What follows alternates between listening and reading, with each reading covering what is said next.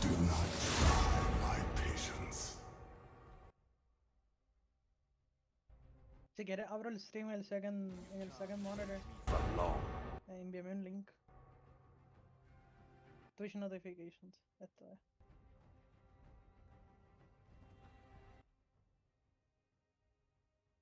Chaos will follow.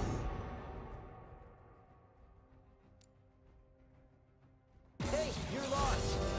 I get it.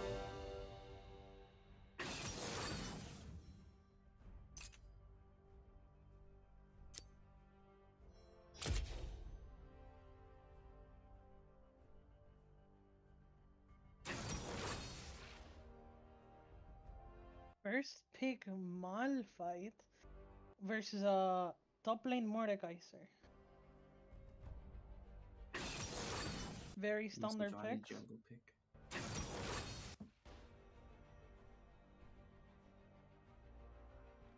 Jarvan very prominent in the meta. Echo is probably going mid lane. Although Jarvan can be flexed into a support role.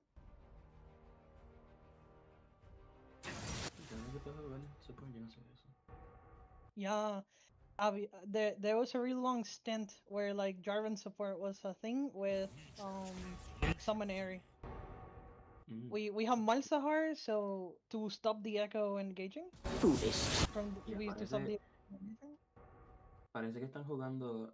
One team is going for a really fast early game, and then the other team is going to stop that early game. So en verdad, it could be mixed depending on how the players end up doing. Pero the teams seem pretty like polarized. En verdad que están bien diferentes los dos. I completely agree. Jarvan es un turbo early game pick. And Thresh Caitlyn for the bot lane versus a Yeah, super Kai'Sa. aggro. And last pick support Nautilus. Rounding out the comp, the red side team has a really tanky comp. The blue side team has a really high damage comp that is aiming to do a lot of damage early. They're trying to take turrets. If the game goes past some 45 minutes, it should be a red victory. Looking like they're aiming to take early kills and early fights so that they can propel their lead into the early game or mid game.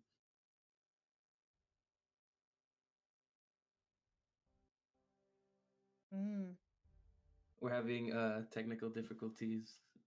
Give us a moment.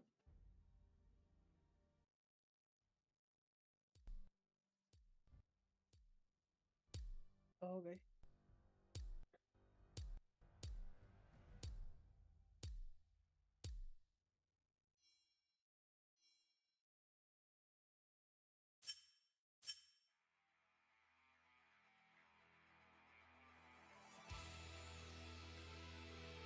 ¿No pueden escuchar todo?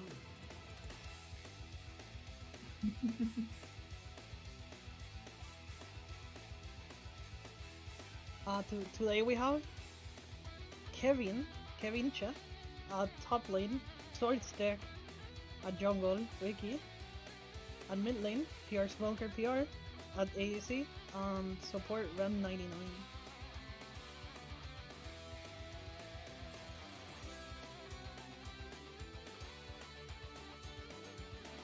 No, nosotros. Yo soy un estudiante de ingeniería mecánica también, aquí en Uprm, compañero de Ren 99. He jugado bastantes juegos por ahí, a veces ayudo a VR Smoker jugando support. Un ADC bastante capaz, como son todos los demás jugadores.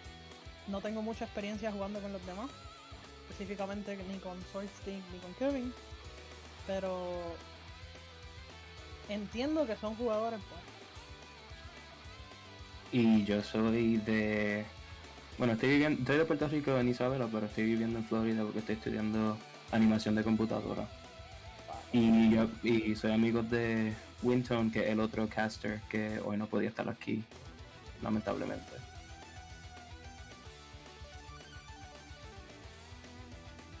mi username es JDA. Pero me And puedes I'm decir Whiskey. JD. Whisky. ¿Y tú qué juegas, Whisky? ¿Tú eres support? Mid lane? A mí me gusta jugar mid lane normalmente, pero I can play any role, no me molesta en verdad. Yo también. Yo soy un fill main. Tengo Yeah, un... me gusta, I like being a filmmaker porque if I'm playing with people que, you know, quieren tratar nuevas cosas, I can just play whatever. Sí, recientemente han entrado muchos interesados al juego. Sí, Han especialmente entrado en estos 2 meses. Omega y otros que están migrating from Overwatch que Sí, quieren intentar jugar el juego. parece que le gusta mucho League porque hablamos con ellos para que ellos puedan empezar el juego y parece que les gustó bastante. Les gustó. Yo sé que Omega está pegado. Sí, igual que Taco Master. Ah, Taco. Yo jugué con Taco Sí, todo el sí. día.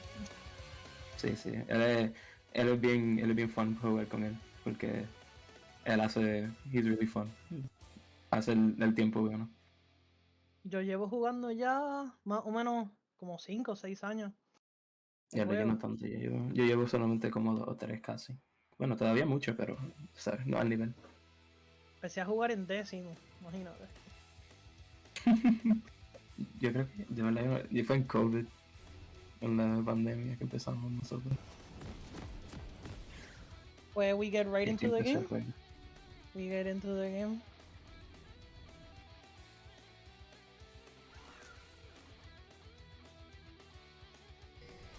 Estamos teniendo technical difficulty un poquito. Sí, Yo veo el stream bien. ok, perfecto. Y now we're looking here, y parece que sí, it is Jarvan jungle and not support. Ready to see some good ganks from him. Hay una porción del minimapa que no se ve. No, pero no debería dar problema. Ahora sí, ahora está bien.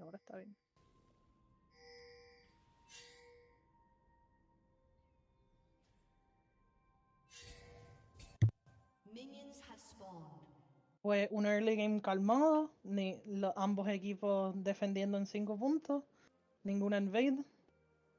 Bueno, el Caitlyn y el Thresh están buscando a ver si hacen algo, pero en verdad no sé si va a pasar algo aquí. No, así está, no, así está bien, yo creo. Sí, estoy bien. Ahí empezaron los buffs, so ahí vienen a ver qué pasa acá. Kaylin y Thresh looking for harassment on their own. Kind of dangerous. Una decisión peligrosa si el Noro decide empezar en la pelea. They end up choosing to not leash to get an early game start on the wave, which is pretty smart. Here in mid lane, we see the Malzahar trying to poke off the Echo early game, which is smart. The Echo having a good job taking these waves and making sure he doesn't miss any of these minions for when he gets strong enough to fight. Puedes poner el item board.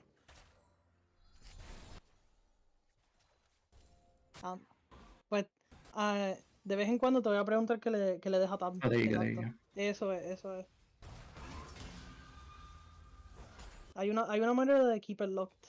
No me acuerdo cuál es. So pretty basic starts with the Malzahar tier for the late game. Slowly scaling up every time he uses an ability. Si el equipo de la UPR está looking to scale. Está buscando jugar y ganar tarde. Yeah. Pero seguro. A little bit of pokage from the Mordekaiser on the Malphite. I don't think it's going to be that big of a problem. Ooh, Un hook del Nautilus. Good hook from Rem99 there, putting a bit of pressure on the Caitlyn. Honestamente me sorprende el Caitlyn pick contra el First Pick Malphite, debido a que el Caitlyn siempre ha sido un poquito inmóvil. Así Yeah. que later in the game será fácil engage on el Caitlyn. Yeah, there could be difficulties for the Caitlyn to engage with the fight if the Malphite's just to- zoning her off. Yeah, to be effective in the fights, it's gonna be hard for Caitlyn. Pero Scuttles are spawning now. We might see a fight there. Depending on what the Sejuani decides. I think the Jarvan takes it. Yeah, Sejuani was late for the Scuttle Crab. Sejuani's getting engaged on by the top laner. Gets away Makes a clean. nice escape. Top lane is playing under tower. Low on mana, so he might have to back here. Oh, they both reset. Smart. They get item lead as well. Yeah, I usually, when I'm trying to play for scaling, I also go tier on Malphite. I think Malphite has like a lot of mana problems overall. Yeah, I can I think definitely he went see for that Doran in Shield. lane. He went for D-Shield start. He might just be trying to delay the Mordekaiser's just getting strong, so that in the late game he can just be a big CC guy. The Kai'Sa and the Nautilus on a 2v2? Do they win? Oh, Kai'Sa with the first Ooh, blood. Kai'Sa picks up a kill. Gets traded. A trade kill. But, and but Nautilus should be able to secure it. No, Caitlyn has a flash. On Caitlyn. Flash on Caitlyn, make sure she's safe for a 1-1 kill. Both on the ADCs, I'm pretty sure. Yes, but Thresh keeps his flash. Thresh has the advantage. Although Nautilus has Nautilus has Hex Flash, so he has Flash, a form of flash. Ooh, Sejuani trying to invade, gets caught out by Sejuani on the risky Jarvan. invade, getting collapsed on by Echo. She might have to flash. Ooh, has to spend her flash. That's pretty bad for the Sejuani, but I'm sure it's not going to be too much of a detriment as long as she plays safe from now on. Yeah, I don't think the invade was... The invade would have been a good idea, but the innate vision on the... Yeah, I think it was just a lack of communication maybe from the team. But it ended up going fine, no one died. Maybe she was trying to cover for her laner. Both of these mid laners have very low mana. Wiki has her level 6, so maybe they fight there. Mordekaiser pulling in the Malphite, nothing happens though.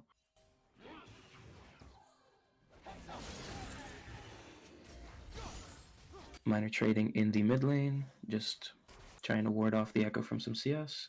Ooh, Jarvan approaching the mid lane slowly. Trying to set up for a gank to get maybe Echo ahead a little bit more.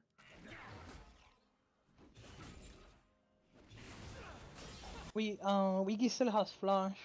It would be a hard gank to kill the Malzahar here, unless she's very careless. Yeah, Jarvan backs off and goes wolves instead.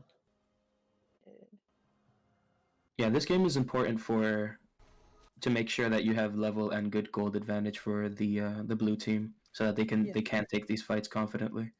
Yes, and this is a best of 3. It's momentum based. So as well. That's a very big factor as well. Yeah, the teams are feeling each other out right now. So later on, they understand who they're playing against. It's pretty much even in gold. Ooh, big hook on the Nautilus. Assassination on the Nautilus. The Caitlyn picks up a kill on the Nautilus, putting her ahead a little bit. But as we said, it is a game of scaling for the red side, so it's not over yet.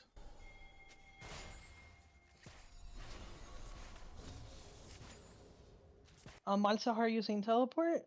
It'll be teleport matched by Echo. Sejuani looking for a gank towards bot lane. Yeah. And Jarvan starting Dragon. That is quite the unfortunate timer for If Sejuani's not careful here, Jarvan might run down. Echo's coming as well. I think they're just going to try and take Dragon. Catching off Wiki? The Malzahar. I'm pretty sure the Malzahar should escape Malzahar lives. Will not. I don't think he... Yeah, Malzahar will not have enough HP to fight a dragon, so I think they just have to let this one go, which is, pretty normal for this team, being late game and all. This would, looking. If they have vision, I think this would be a good fight to take for the red team right here. Echo going in and picking up a kill on the Malzahar. Malzahar also spent ulti. The Echo is very, very low. Can't defend dragon anymore. Sejuani could pick up this kill if she decides to go in here. And the dragon. Ooh, this is a good fight for red side.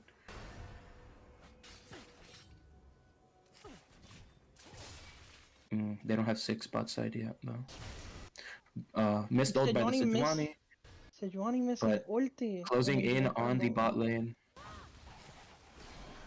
If the Kai'Sa manages to get Big any hook. CC off, she can ulti. Kai'Sa landed that. Ulti. Kai'Sa landed that W, which picked up a kill. Double kill Nice on the Kai'Sa Kai'Sa. That is ulti. insanely good for red side. They might be able to secure Drake here if they really want to. I think they might just reset, though. They're all pretty low. Yeah, that was a good fight for the red side. Everyone's still even in gold, though. So the game is pretty even right now. Blue side has a little bit of lead. Malphite using ultimate defensively to run away from the bad trade that he took there, right there. The Echo and the Malzahar are just playing their separate games. Echo's trying to find a good point to initiate on him, on the Malzahar, but cannot find it yet. Blue side picked up a 400 gold lead on the red side. So the tides are in their favor right now. It shouldn't be that big of a deal, but we'll see how that goes. Echo looking for the initiation on the Malzahar.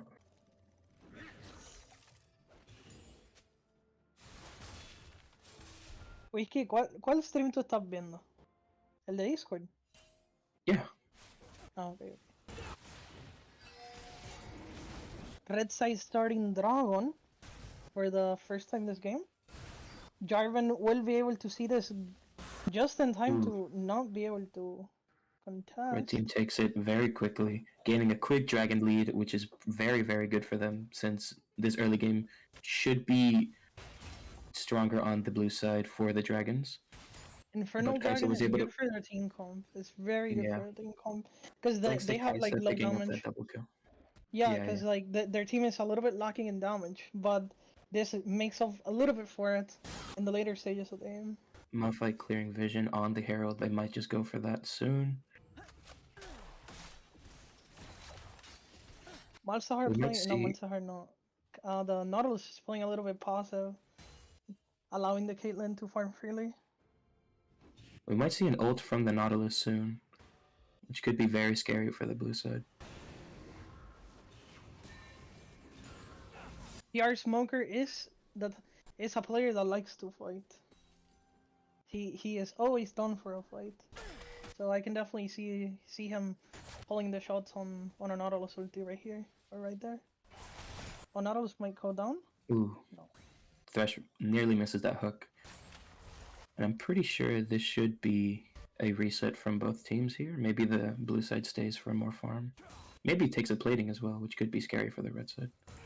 Apparently just trading vision on the top side of the map. Blue side with the vision advantage right now. Ooh, tower dive on the Kai'Sa.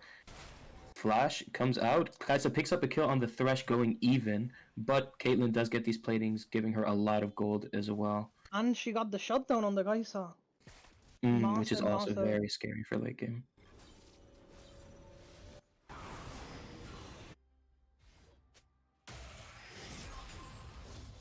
Caitlyn as a champion is very strong early and is considered an early game bully. Mid lane. Oh, bot lane looking to fight here with the Caitlyn. Caitlyn picking up a shutdown for the Nautilus, which is very, very good. Randomly dying to Nautilus. Yeah, I think she greeted a little bit for the plating, but I think it's alright. She got a lot of gold off of it.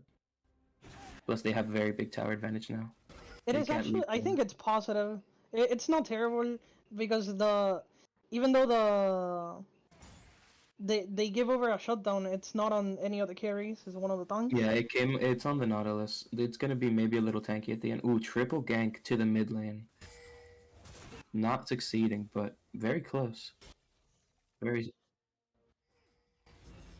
Yeah, very scary for. Very scary. No, Malzahar flashed out of it. Malzahar flashed it. Malzahar is spending the flash to avoid the Jarvan ulti. Very smart flash there. Since now the Malzahar is very vulnerable, they have the window to go for the Rift Herald. It seems like red side is closing in on this fight at Herald. They end up getting Herald before they can start the fight. So I don't think anyone's going to initiate. Yeah, it seems like everyone's just going to back off into their own things. Bot lane in a 1v1 between the two AD carries. Kai'Sa usually favored in a 1v1 because of her extra mobility and the heal versus the ghost on the Caitlyn. Definitely. I would say so, yeah. If I was blue team right now, I'd be trying to set up either ganks towards bot lane or top side so I can push my advantage a little bit further, given that we have the Herald. Definitely. Jarvan should try and pick up a strong tower lead with this Herald that he has. Maybe try to push Malzahar off of the wave on... Maybe not go for a tower dive per se, but like... just damage mid turret. It seems so like he can both open up the supports are skirmishing in the river, and they backed off to help. Kai'Sa going in. Kai'Sa went in with her ultimate, execution. picking up a kill, and that's probably going to be a double kill for the bot lane. Very good lead for Kai'Sa here. It's very important for the red side to keep that lead and not lose it. Nautilus spending flash. A little bit unnecessary, but secures the kill. Ooh, that is a gank on the Malzahar. Does he get a trade? Oh, No, that was close. Echo does end up picking up. Echo does end up picking up the kill on the Malzahar, and Sejuani's a little too late to change that outcome. But the presence of Sejuani means that they counted out the Rift Herald. Even though Sejuani didn't manage to help in time, she ended up managing to... Yeah, helping the team. Kai'Sa also got a tower bot lane, which is very good. That's a lot of gold gain for the Kai'Sa. Malphite probably gonna have to ulti away. No, he didn't ulti in time. He might die. He got ulted by the... Ooh, yeah, Malphite... Mordekaiser picks up the kill on the Malphite with his ult. That's very good for the blue side. They might get really a lot of damage on the tower. Really scary for River for like dragon fights and objectives, because the Sejuani is gonna get taken away by the Mordekaiser into the Death Realm, not being able to smite any of the dragons. It's gonna be very scary for red team. Seems like it's gonna be a 3v4 here in the dragon fight. Echo coming in from the walk. Echo coming in. Malzahar gets picked up by the... Oh, I missed it. Sejuani focusing all of her might on the Caitlyn, barely being able to pick up that kill, but Malphite does end up picking up the kill for them. Echo with a triple kill is very scary for mid lane. That is a strong assassin with a lot of kills early game. He is going to be very strong. Malphite's now able to equalize his lane, so he's not gonna continue dying, but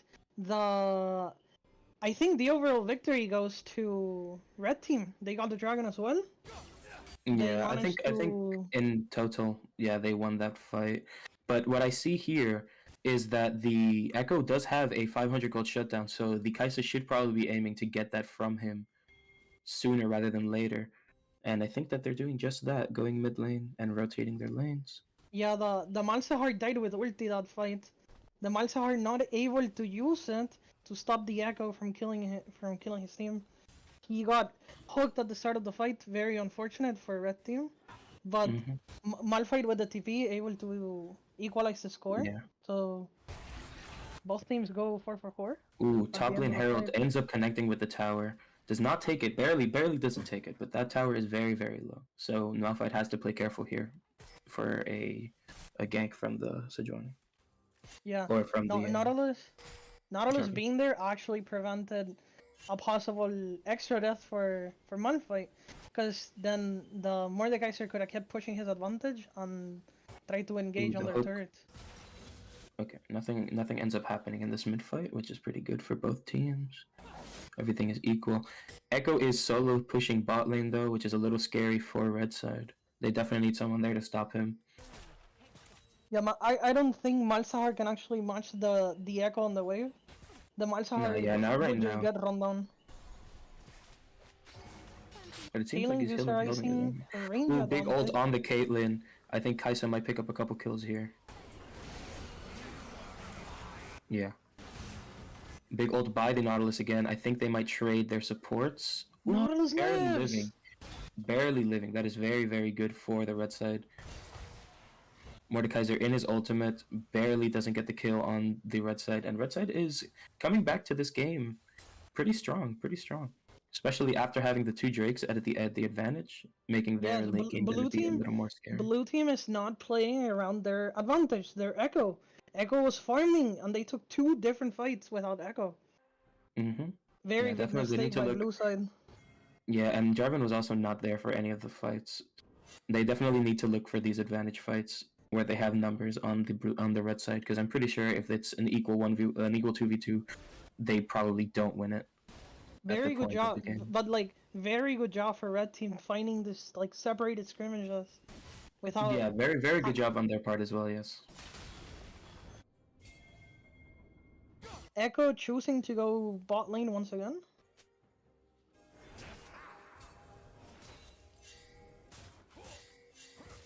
It seems like blue side does have a tower advantage though.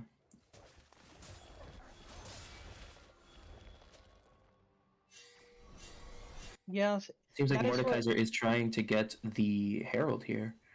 Healing overextended gets saved by the lantern, but they managed to take the turret before having to retreat. Ooh, Sejuani barely misses that ultimate. And Echo is here to fight, so I think the red side might have to back off. Yeah, especially because it's a 5v5 that I don't think they can take here, depending, I guess. They need to definitely keep the Kai'Sa alive for this fight. She is the main damage dealer here. Close hook on the Kai'Sa.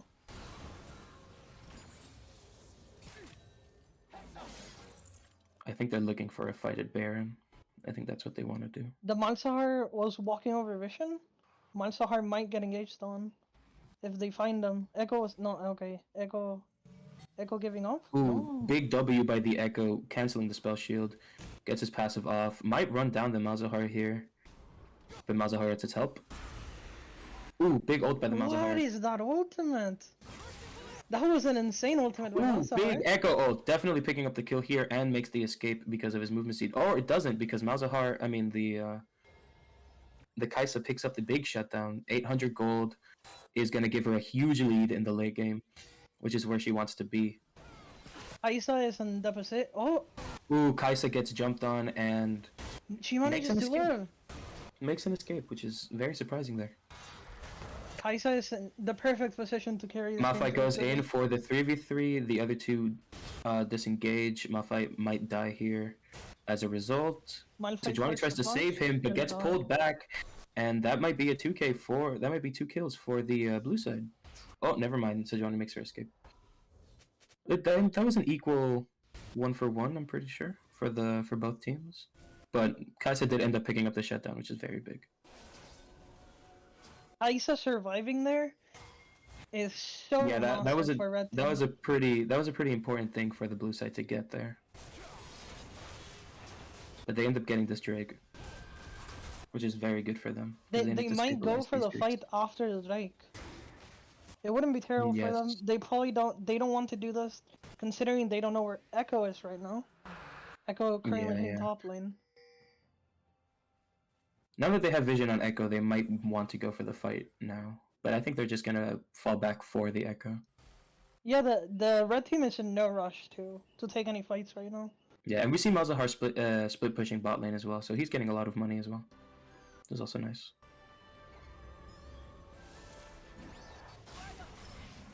Yeah, Malzahar is actually the key for the late game, because Malzahar is the one who can stop the Echo from killing the Kai'Sa.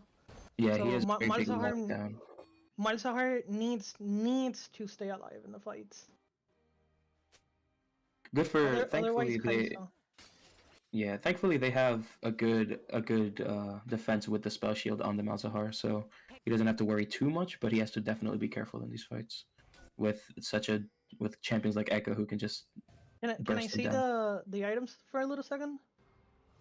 Echo with the rocket belt is actually a really good counter towards Malzahar, because he can double dash while one of his dashes breaks the spell shield. And then he can get full volley off of his... It seems that they're hovering for this fight at Baron.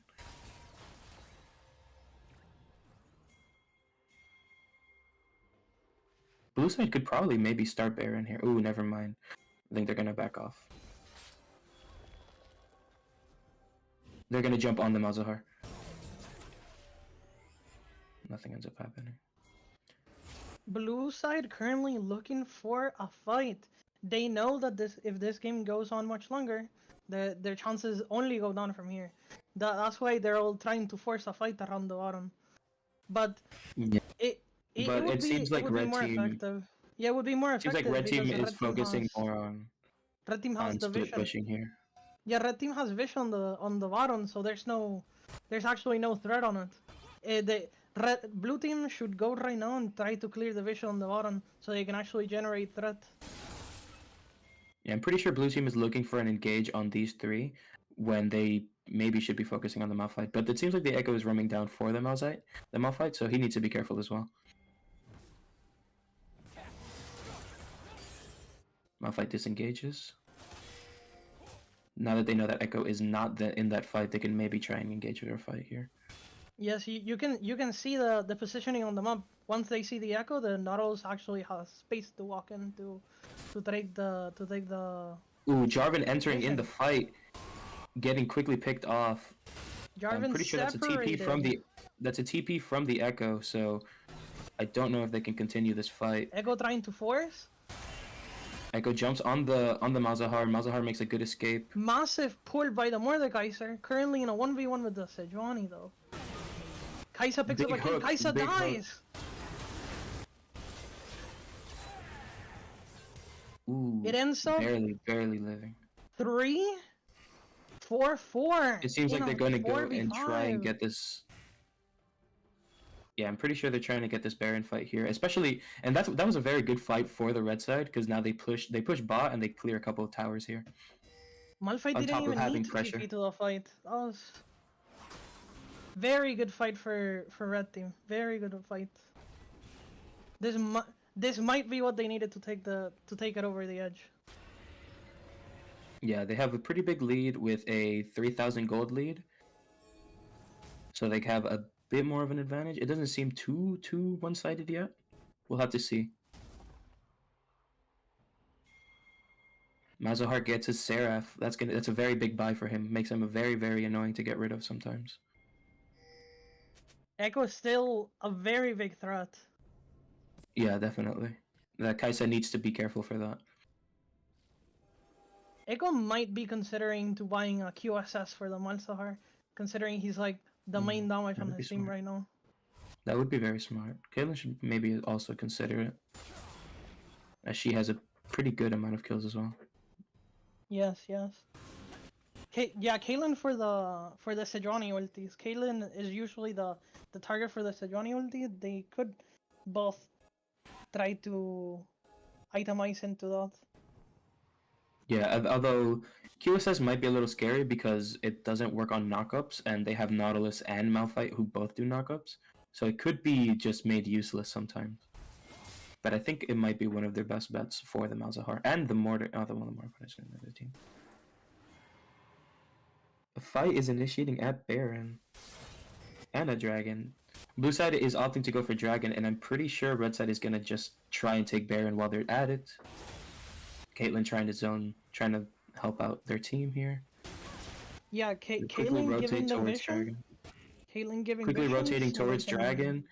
do an Malzahar does effective pick up trade. the tower here, which is pretty nice. Baron secured by red team. I think their best bet here is to reset and try to get a good advantage with their buff and gold, which it seems like what they're doing. Very nice for them.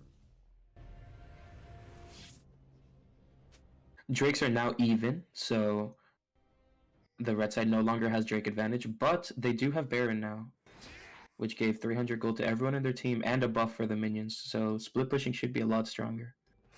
Yes.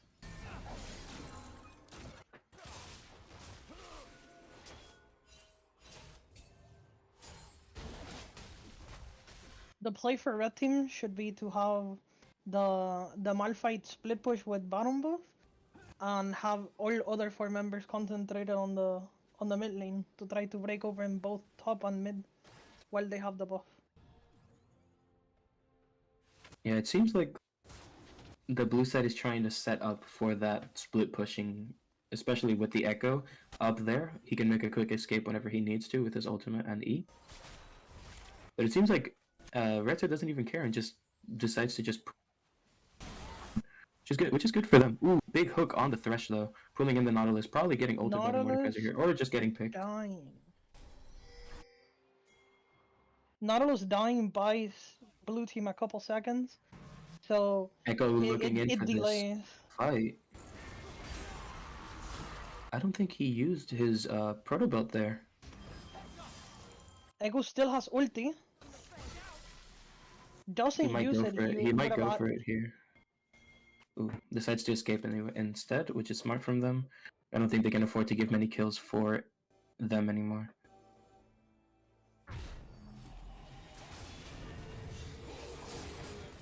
Malphite narrowly getting away from the Jarvan there.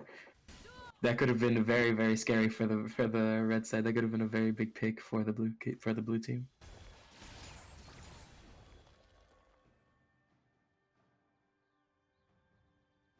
Yeah, I don't think Malphite should be pushing bot side. The tier 2 tower, the tier 2 tower is already been taken. Yeah, in my opinion, I'm pretty sure the red team is stronger in a team fight just because they have so much CC. Yes, exactly. With most of their characters just having one form of it at least, and the Kai'Sa being the carry, who can just fly around. Ooh, Kai'Sa getting ulted by the Jarvan, almost dealing his entire health bar. Caitlyn barely doesn't pick up the kill, gets ulted by Nautilus, and the fight isn't disengaged here.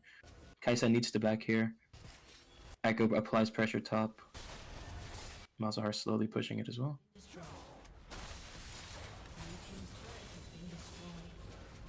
This is massive for blue team. This completely negates the bottom that the blue team took. No, that the red team took. It completely negates the bottom. Never mind, Sejuani makes her escape. That's really good for Malzahar though. Malzahar ended up picking up a tower there, which is a lot of gold for him. It's also a good pressure on the top lane, so someone needs to stay there for the Malzahar. Which ends up becoming a hassle because we don't really know who can and can't take him right now.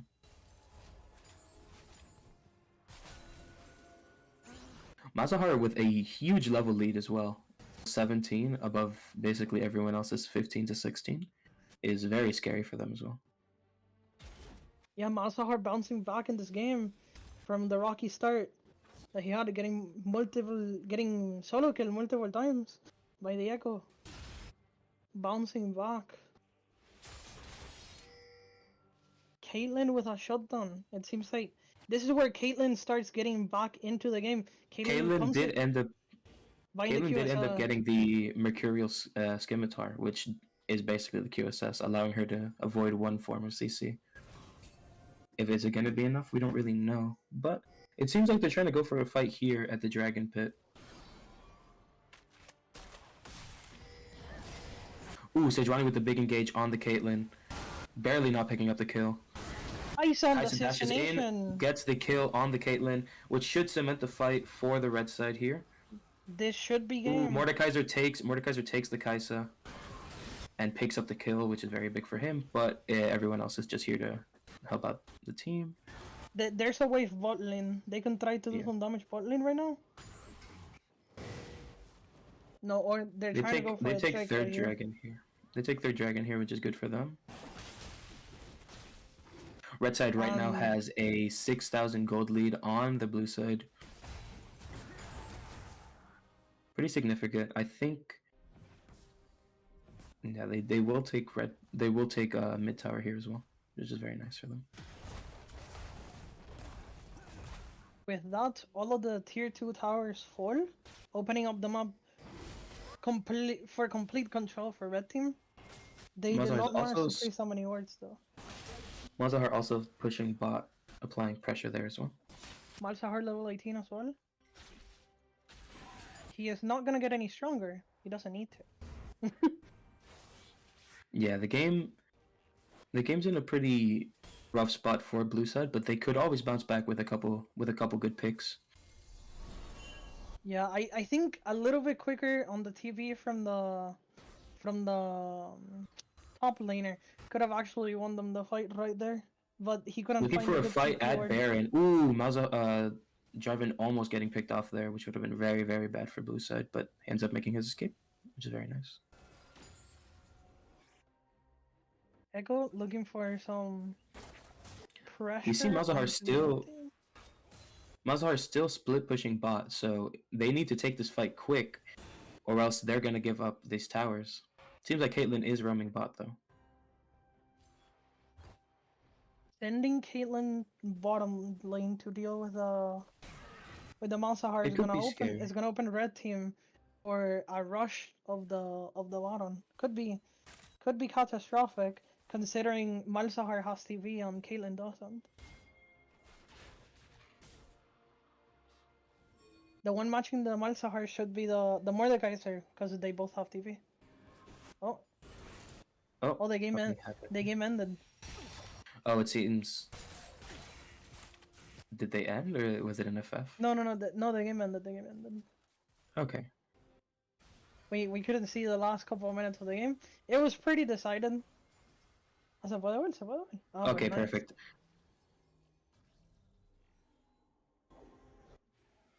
Okay, we see them trying to take this fight at Baron. They need to reset for the Malzahar though, which is very scary for them.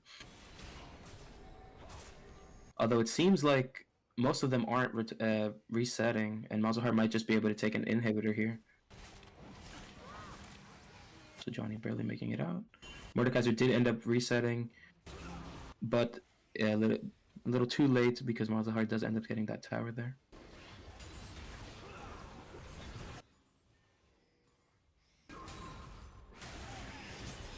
No, it showed on stream. Eso está un poquito sad. Red side taking the Baron Nashor.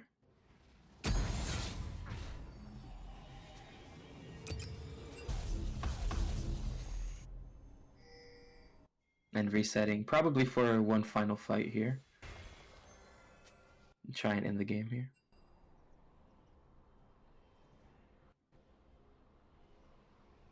The whole team resets for the last time probably this game before trying to go for the decisive fight. Malzahar full items with potion, very strong right now. Malzahar narrowly avoiding the thresh by accident. Kaisa Kaisa gonna on try the and side pick by up the a Jarvan. kill. Jarvan engaged on his own. Ooh. Kaisa picking up a 2k here, probably making it so that they need to take this fight mid or just reset and try and help out with the bot and top lane, who are getting pushed in very heavily by the two laners.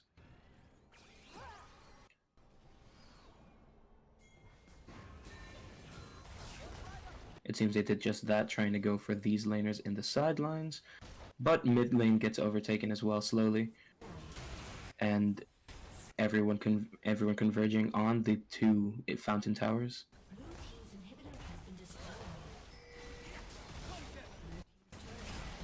And yeah, that should probably end the game for red side.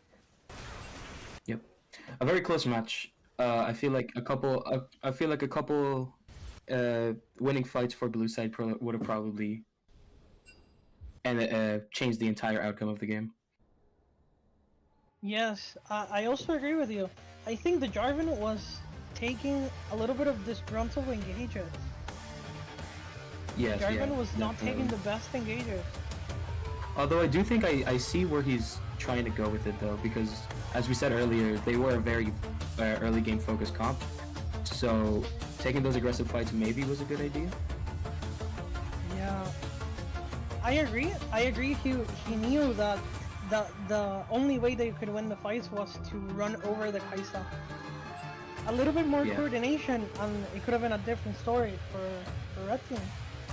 Yeah, but as all goes, it is the first match, so we might see some adaptation from the blue side here, as well as the red side. We just don't know yet. We could maybe see some different bans as well. I think a Kaisa ban is in order if I am Red Side.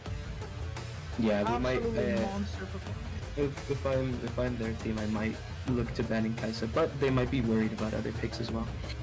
Yes.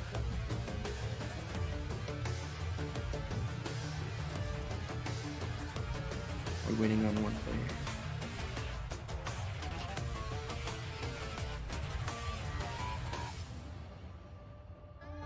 Mhm. Sí, sí. Pero en el stream no se ve.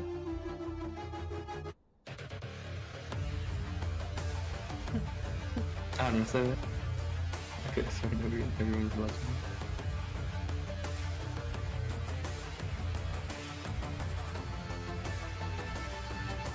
En verdad que sí, pero. So right, we're waiting on one last player on the blue side. Thank you.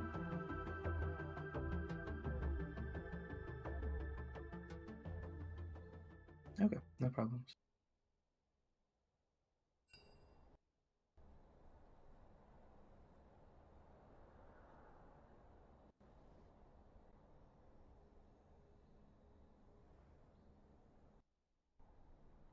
Moulier con 19 friend requests, muy popular.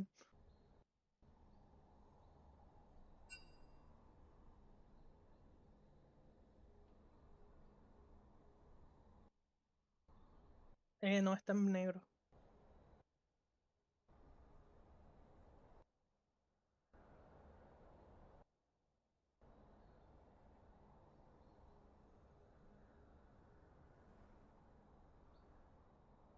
Está bien organized.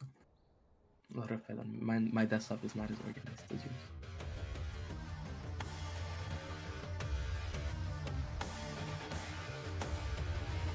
No problems.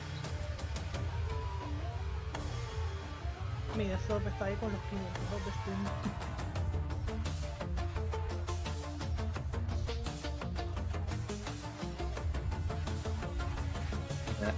Eso me ansiedad.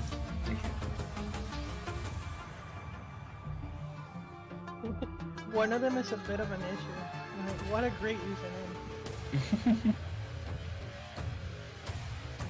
Really? Ranked Diamond 4? Yeah, we're seeing some pretty high skill cap players here. Ooh! I'm actually friends with PR Smoker. I can look at the post-match.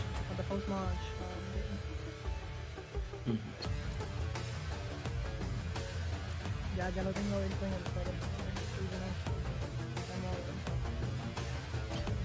Oh, it doesn't show. The tournament round doesn't show.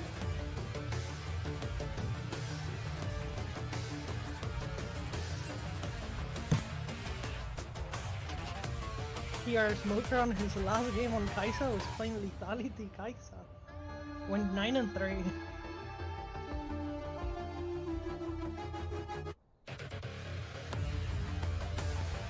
Smoker also playing a lot of Dominant recently to distract the enemy. We're taking a small bathroom break, so we'll be right back. Well, I'm not sure if we're leaving, but the players will be right back.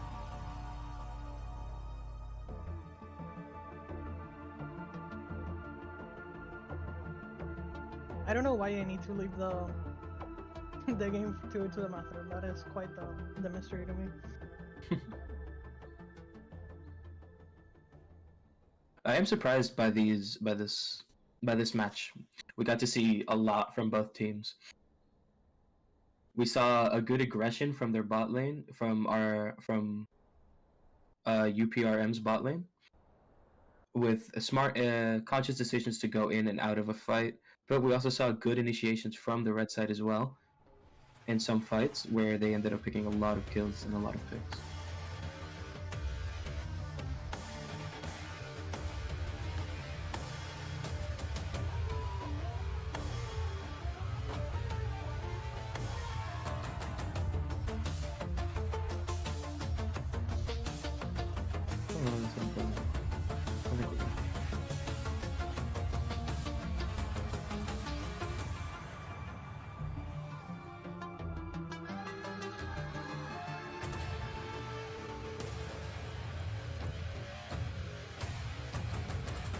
Nos escuchamos en el stream.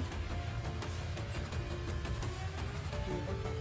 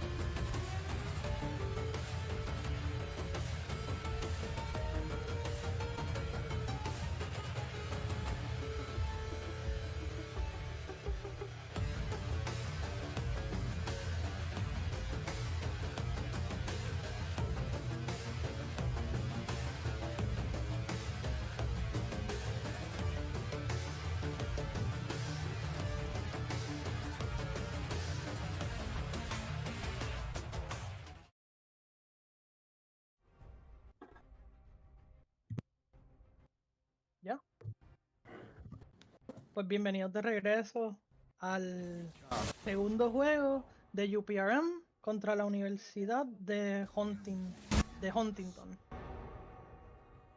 Ahora comenzamos el pick and ban con bans de Malphite, Samira, Nasus del lado del equipo de Huntingdon, que ahora están jugando en el lado azul. No, volvieron a escoger el lado azul. Y bans de Trundle, Silas y Darius en el equipo de Uprm. El equipo escogiendo Ilaoi First Pick contra Mordekaiser y Sejuani.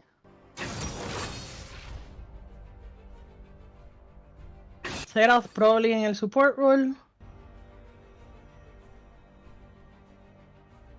Jarvan escogido otra vez. Probably for jungle. Malzahar para Wiki.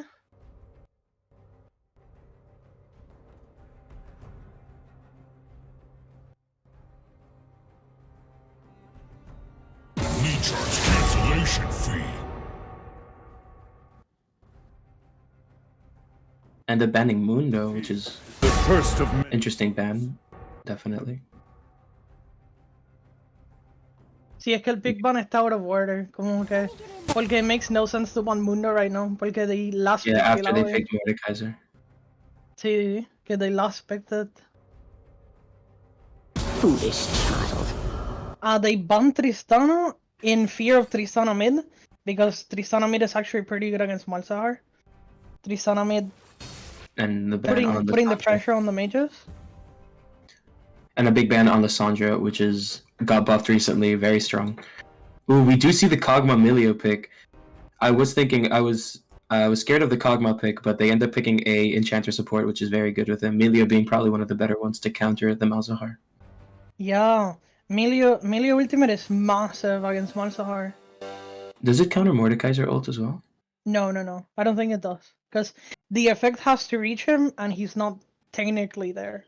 Yeah, he's not technically in the map, so it wouldn't Yeah, really it's work. like it would also work to like shield other people type deal, which it would be very broken. Mordekaiser would lose a lot of power. Yeah, it would definitely make him a lot weaker.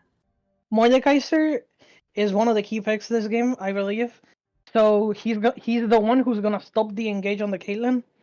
Mordekaiser should always be the one to take the Jarvan out of the fight. He should take Yeah, as soon as he sees Jarvan get close to the Caitlyn, he should just use that ult immediately. Exactly. Because Caitlyn has a lot less mobility than the Kai'Sa that we saw last game. Kai'Sa last game definitely. could have a lot of like individual play activity, but not Caitlyn. Caitlyn a lot more restricted to play around her teammates. Yeah, the Kai'Sa didn't really have to worry about getting Dovinen because as long as she lands an ability or an auto attack, she can just dash away towards her target, which ended up being the case for a lot of those fights in the late game specifically. I also want to mention the Ilaoi pick. The Ilaoi pick is very much like a wild card pick. If she gets ahead, it's gonna be a very difficult game for Uprm team. If and a Fed Ilaoi, you never want to deal with that. It's not ideal in any way. A very scary team fight from our blue side here with the Ilaoi pressure. If Ilaoi ends up catching everyone grouped up and uses a big ulti, that could be an entire fight wiped by her alone. Yeah. Also, they have a very good combo, which is Jarvan ulti into Serath ulti. Jarvan ulti is, let's say, Malzahar or Caitlyn, and they just get drilled by Serath ulti. They just get 1, 2, 3, 4, 5, 6 shots of Serath ulti. There's a lot of good synergy on our blue side with most of these picks. The only thing I don't like about blue side is like I think they're lacking a little bit of peel for Kog'Maw. Kog'Maw doesn't have damage peel. Definitely, yeah. They have a very strong backline with Serath Kog'Maw, extremely strong backline, but Ilaoi is more of a split pusher than a team fighter. I also think that it's going to be very hard for the Xerath to get deep wards if he is. Oh no, he's not the support; he's the mid laner. But it will be very scary for Xerath to roam, seeing as he has probably very low mobility. depending on what he builds. So it's going to be very scary for our Xerath to move and match the Malzahar's ults, or the Malzahar's roams as well. Yeah, Malzahar ulti should be either targeting at Jarvan or at Illaoi this game, since they don't have that backline threat they had before with the Echo. Yeah, definitely. I can actually see why they banned why they banned Trundle, because their team would be, I think their team would be really weak against Trundle, especially considering Sejuani has so much stats. Considering Sejuani has so much stats, I think it'd be crazy. Yeah, the Trundle if they had would a just be able to Trundle. steal a lot of it. Mhm, And just mhm. probably tank a lot of the damage he would have taken otherwise. Although I'm excited to see the Sejuani with the Malzahar maybe taking some fights mid with a very strong gank. But the same could be said about the Xerath and the Jarvan. Very poke-heavy characters for both mid laners. Yeah, I'd actually favor the 2v2 in the Jarvan Xerath side, because the Malzahar is a little bit low on DPS early. Very low on Yeah, DPS. definitely. They need to definitely at least wait for 6 to have any meaningful fights. And we go into the game.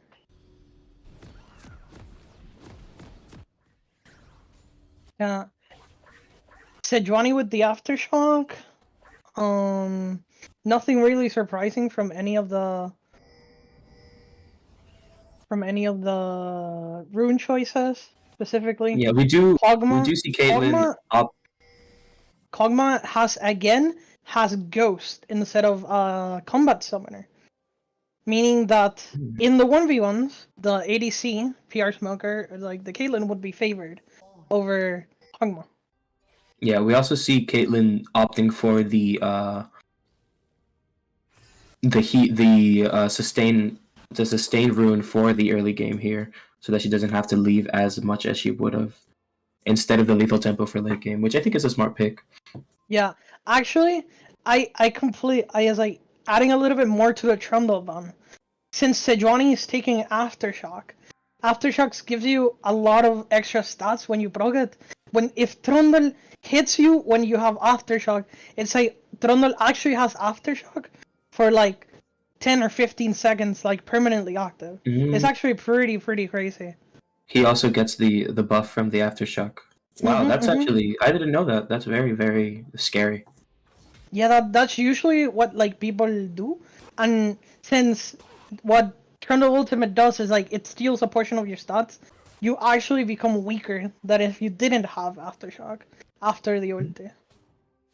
Okay, we see that both teams opt for the leash on the jungle this time. Very smart, I think. Yeah, I think last game the jungler was a little bit on the losing side because of that invade having a little bit of a weaker start.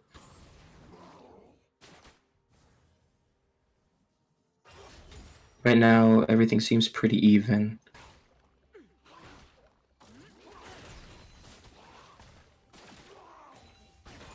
Yeah, I feel like Jarvan. Ooh, big hook from the Nautilus. Big hook. That's a lot. That is a good trade. Jarvan's gonna have a little bit of problems this game, I believe, because of Kog'Maw and Xerath want to. Ooh. Kog'Maw applying a lot of pressure on the Caitlyn and the Nautilus, both of them being very, very low for the beginning of the fight, which is very scary. The Nautilus back. Actually, really beneficial. Very bad. Yeah, that could be really bad for red side, seeing as Nautilus probably. Oh, he didn't end up backing, but he is very, very low. Kog'Maw had to burn the ghost there to get out more damage. So Sejuani seems to be clearing her jungle a little faster than Jarvan as well. I think this would be a really good opening for Jarvan to invade Sejuani. Sejuani early game is actually really weak. If I was Yeah, I playing definitely Jarvan, agree. I'd try to go in right now. I would try to fight for that Scuttle Crab, but I don't know if Sejuani would want to be willing for that. I think she might just end up leaving. Good trades from our Mordekaiser here into the Sejuani. That is a lot of pressure bot though. I think the Bot needs a lot of help from the jungle here. Ooh, we're setting up a gank for the Mordekaiser. Where the guy And a still counter has gank. flash should be fine. Sejuani going in for the counter gank. Sejuani a little bit impatient on her lash. Could have actually gotten the fight continue. She used it a little bit early. Didn't get Malzahar to roaming make up, a stun. trying to catch the Jarvan off guard. Very smart play from them. But they end up just going through there. Probably not going to pick up anything. Ooh, the flash from the Malzahar right behind the Jarvan. Probably picking up a kill here. Very big, very big. First blood on the Malzahar. Job. Nice job by the Malzahar to identify that he can like flash that wall there. And it seems like our bot lane, red side bot lane has equalized a little bit, gaining a lot of their health back. Yeah, because the Kog'Maw was able to do all of that damage because of the ghost. Yeah, The ghost in that situation. I see. He had to spend it. Now Kog'Maw has now pretty he's a good little poke bit early weaker. game with his increased range. Ooh, trying to get the gank off at the mid lane. They didn't go as well, but they got the flash, which is a very good summoner spell to get rid of. Ah, no problem. You're good. We right now we've seen a kill on. I'm pretty sure it was on Jarvan from the Malzahar that he got picked off. And about that, there's just been a bunch of trades, but nothing too crazy.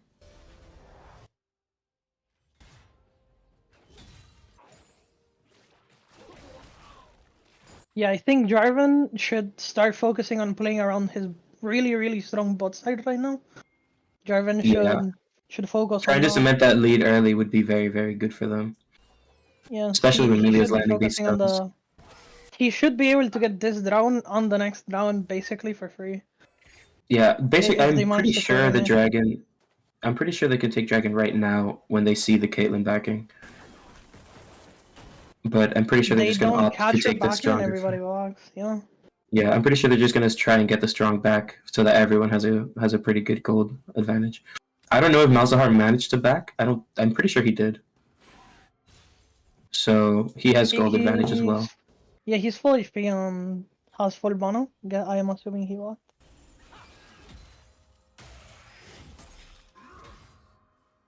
Where the guys are applying pressure, keeping the Illaoi in their turrets.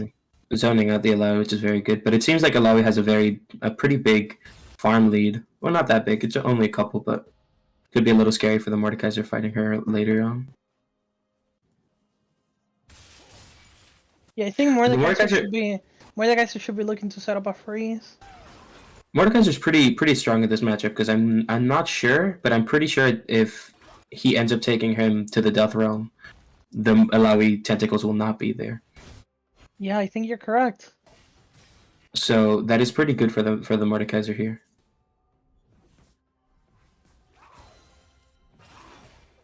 Now we see the opposite happen. The red side applying more pressure on the bot side, getting level advantage and everything.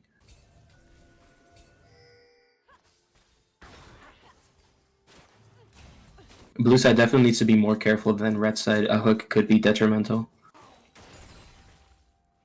Yeah, you always have that X factor of the Nautilus just landing on hook and winning a team fight. I feel that at this level of play is always a really 2v1 happening at the mid lane. Trading 1-for-1. Jarvan picking up the kill instead of the Xerath, which I think might be a little worse for the late game on the blue side. I think it's really positive. Jarvan absolutely needs to steamroll the early game right now. Jarvan needs the kills. Jarvan needs the kills so he can kill the Caitlyn. I think now that they see that all of that happened mid with the Jarvan, they can go dragon and secure this dragon. Yeah, I think this is a good dragon timing for red side.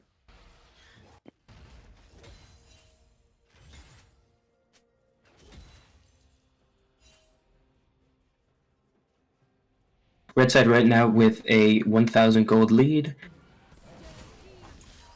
which is very nice for them.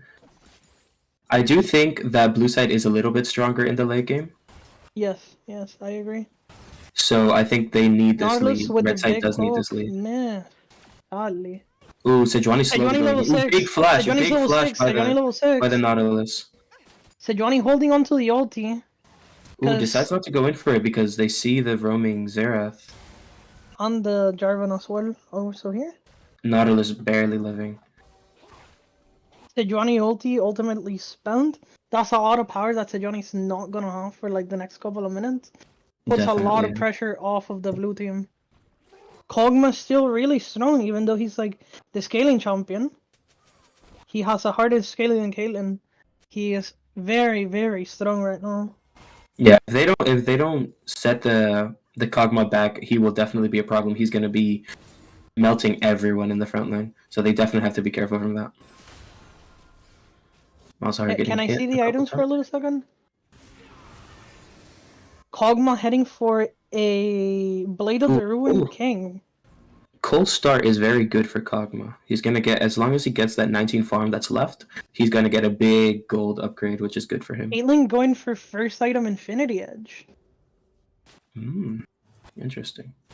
Caitlyn trying to rush that crit build to boost her damage into her drops, basically. Yeah, I think the melee pick is very Kog'Maw nice. really needs that. Kog'Maw needs the Blade of the Ruin King very, very much because the red team is really, really beefy.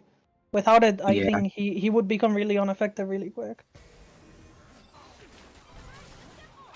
Although it does seem like the Malzahar has a very strong lead right now.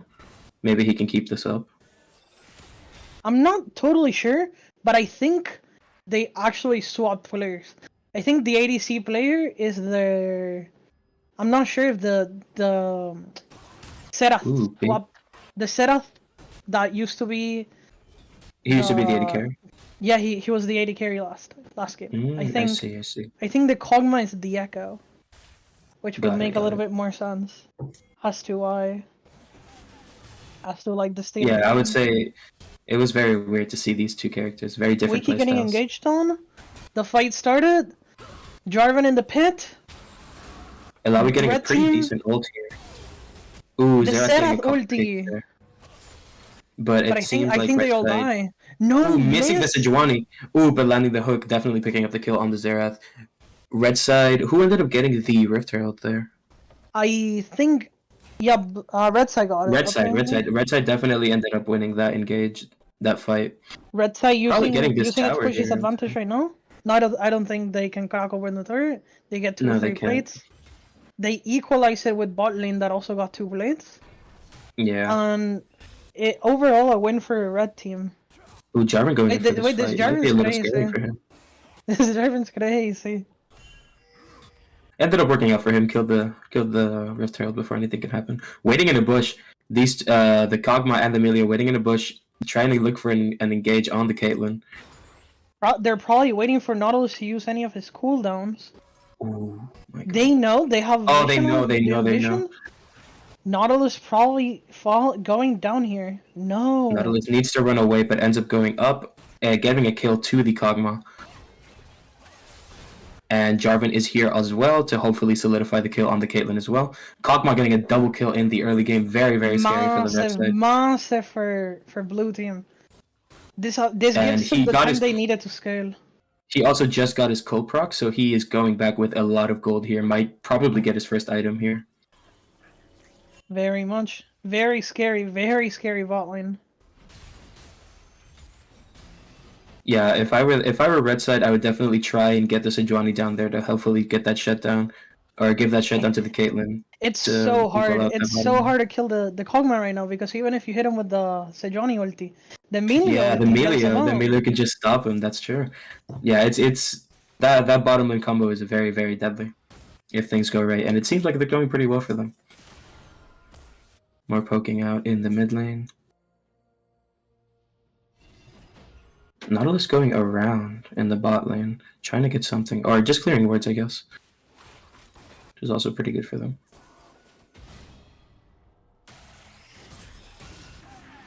We see Sejuani slowly going bot lane. I don't know if she's going to go for the kill. Ooh, Jarvan jumping in on the Malzahar, and we see exactly what you said. The Serath ulti. We see the exactly what baby you said cage. in the draft pick, where we see the cage come out with the Xerath ult comboed. actually ended up working really well for them. Picking up the kill there.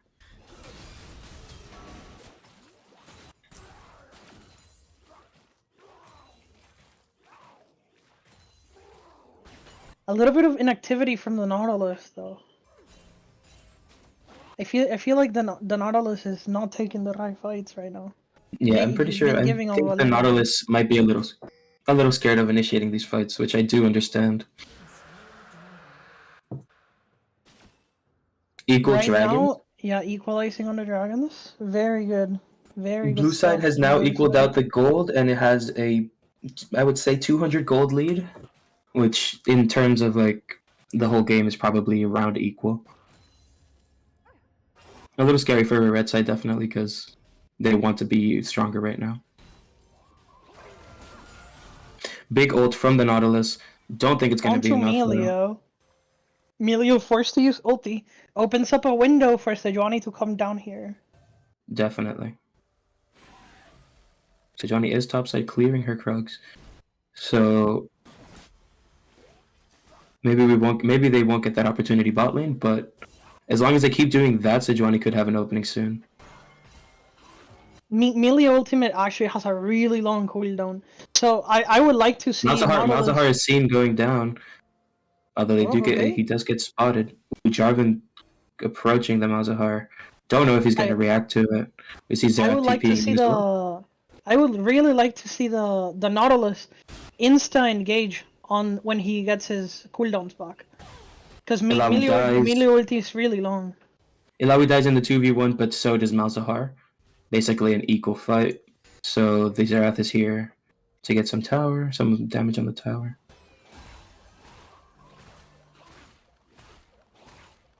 And They're slowly clawing away at the advantage that Malzahar had. Very much, definitely. I think pretty much even right now. In terms of Xerath is also pretty scary for them. I don't think they have that much range, so Xerath can definitely just poke them out from afar before the fight even starts. Yes, very much. I think the Melio pick is so pivotal for this team right now. Yeah, I do think the Melio pick was very, very smart from them. Keeping the Kog'Maw safe, keeping the Xerath safe. Kog'Maw also stealing very important. Some jungle camps. We see a flash from the Nautilus here. Ooh, they pick up. Just what I told you. No ultimate on the Melio. They catch the Melio out. I don't think it was shutdown, was it? No. He didn't have shutdown. The kill ended up going to the Sejuani, and the Kaelin ultimate actually ended up being spent. Kind of a misallocation of resources, but I think it should be fine. Yeah, I don't think it's going to be too much of a detriment to them. Ooh, Sejuani slowly going in for the mid gank. Xerath missing? Xerath missing? Sejuani slowly backing off. I don't think they're going to go for this fight. Even though Xerath is very, very low.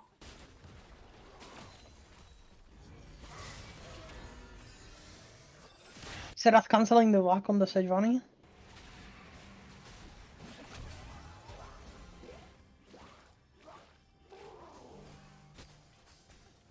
It seems like they're just trying to give as much gold to the Kog'Maw as they possibly can, so that they can get to this late game faster, which is very smart. I think that's probably the best play they have. I really wouldn't mind right now if the blue side would rotate the Kog'Maw mid lane. I think that would be I think that would be a good thing to do. So they can actually have Kog'Maw helping on the objective fights. Yeah, definitely. So most of the resources on their team is on the Kog'Maw and the Xerath. Sejuani starting the Rift Herald. Everybody coming into collabs. A 3v3 happening in the Rift Herald. I think Kaelin dies as well, and no. Ooh, no, Xerath picking up the kill on the Malzahar, and Kog'Maw picking up the kill on the Nautilus is a very big lead on the Kog'Maw. And he gets tower as well. Solo gold from the tower. Very scary for red team here. And just like that, blue team is off to the races. Blue team to do the early. Had to win early. They had to win early. They actually managed it this time. It's gonna be a very different game from last game. Yeah. Especially with them honing basically all of their gold into this Kog'Maw, he's going to be one machine late game. Yeah, but Yeah, look at we that. can talk about we can again talk about the small weakness that I mentioned. The Kog'Maw doesn't actually have that much front line in front of him. Kog'Maw That does is true. not have a front line. And I think this game, Alawi is probably going to be side laning most of the fight. I would guess. Oh, Ooh, it there's seems been like the a game has been paused. pause. Tech issue by the Jarvan. Yeah, the Jarvan is having mic problems. Let's see if this gets resolved soon. This gives teams a little bit of time to strategize what to do next. Also, very important time. Even though it's paused, the game doesn't stop. The game, the player should still be very much on edge.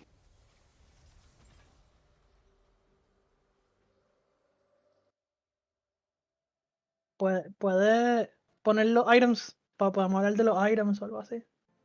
But we can see right now that Seraph started the game 0-2, now with a 4-2 lead on the Malzahar. Very, very good. He actually picked up... Malzahar actually picked up a Dark Seal. He does not believe he's gonna die anytime soon, so he picks up the Dark Seal. The game will be resuming shortly.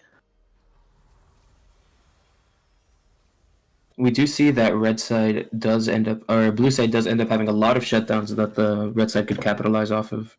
Could swing the game back to them at any moment as well.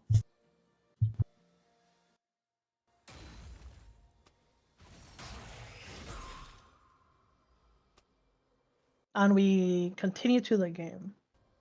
Second pause. I'm pretty sure this is just like an unpause timer. Oh, okay.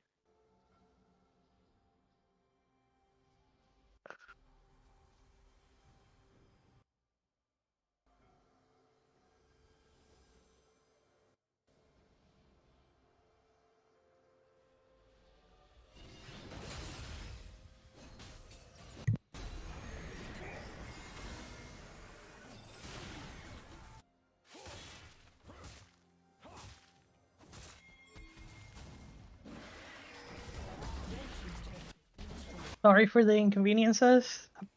Technical issues happen all the time.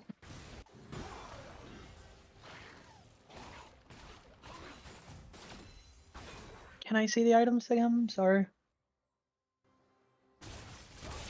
Oh, okay. we go straight into the game again? And We we see have blue side taking this dragon. taking the drag.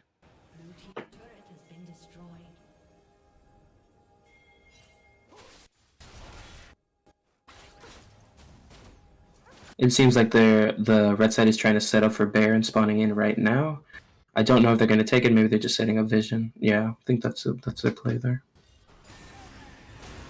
All in all, Mid laners rotate bot.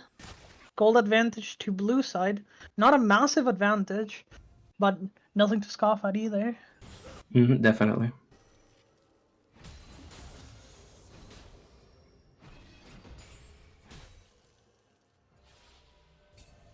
It seems like everyone's looking to fight at this Baron. Yeah, all of the attention of all 10 players is probably focused on whether or not one team is gonna take the bottom or try to initiate it. Yeah, I would be very careful if I was any of these red side players or blue side players, because one pick could probably cement the entire Baron fight on someone's way. Jarvan? Ooh, big ult to bind the Jarvan, but they end up dodging it, which is very big for the red side. Now that we know that Jarvan doesn't have his ulti anymore, they can maybe go for something. Actually missing the silence causes him to lose half of his HP. Bad trade for Seraph. Good trade by Seraph. Seraph. Kog'Maw picks up a red buff, which is very big for him, so he doesn't have to leave lane as often. He can just stay there and regenerate his HP.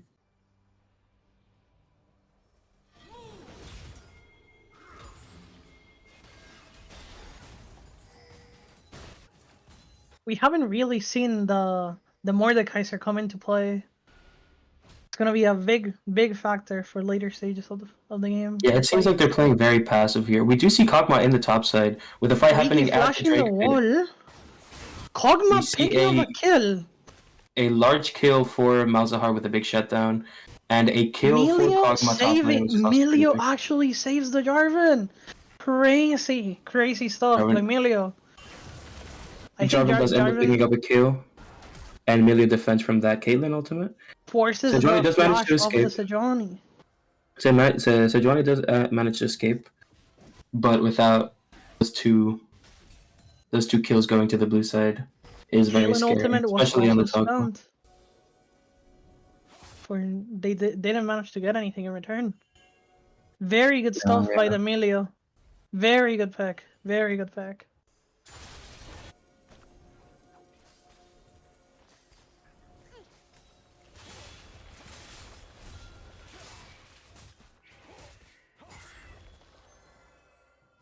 The game should calm down a little bit from here on until one of the teams decides to actually fight for Baron or the Dragon.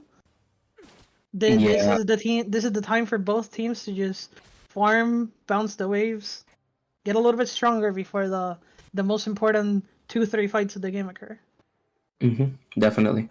Anything that happens in these fights or right before the fights could swing the entire course of the game, no matter who has the lead. Right now, it does look a little more favored on the blue side when with their 3,000 gold advantage, or 2,000 gold advantage. So they do have a little bit of an edge on the red side for Baron. But with the right plays, red side should be able to recover no problems. Very much. Without the Jarvan engage, most of their team fight strategy actually kind of falls apart.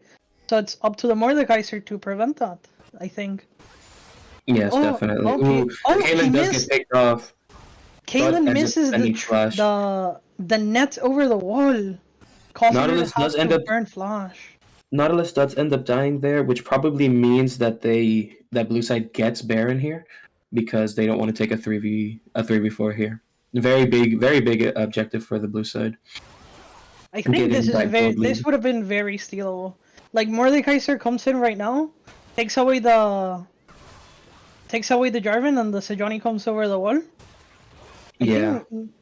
But they probably don't want to risk it. Yeah, they don't want to risk it at this stage of the game. Because especially if it doesn't work out, they get Baron and they probably give 2 kills to the Kog'Maw if that situation was to occur, and then by that point the game would probably just be over. Kog'Maw already picking up the Runeams, which is a very big buy for him, allowing him to apply insane split pushing pressure. As we can see, you can see how strong Kog'Maw is given the right situations, almost deleting the Nautilus single digit completely. HP. Crazy. Forced to use the Locket of the Iron Solari as well. Yeah, we see that Kog'Maw has done a very good job farming, as he has a whopping 240 CS to the Caitlyn's 180 with a 60 CS advantage. Probably making up about, like, I would say around maybe 400 to 500 gold difference between the two. Which does not sound like a lot, but it'll end up being a lot by the end of the game.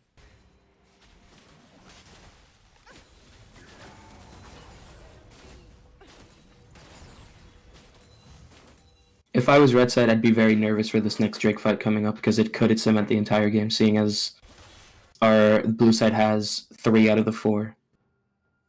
Could be very scary for red side. The saving grace for red side is that I don't personally like the Hextech cell.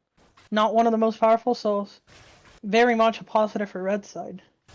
Even if it ends up going the way of blue team, it's not going to be that much of a detriment. Yeah, it's not. The game isn't over if they get it, but it is a very big advantage that the blue side is going to have over them. The bunch of chain damage on everyone in the team, as long as they're grouped very much. Jarvan looking for an engage over the wall. Spotted by Nautilus. Nothing happens.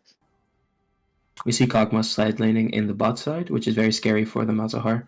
Probably having to back up here, seeing as how Kog'Maw has probably double the range he does. Ooh, Jarvan trying to initiate on the Sejuani.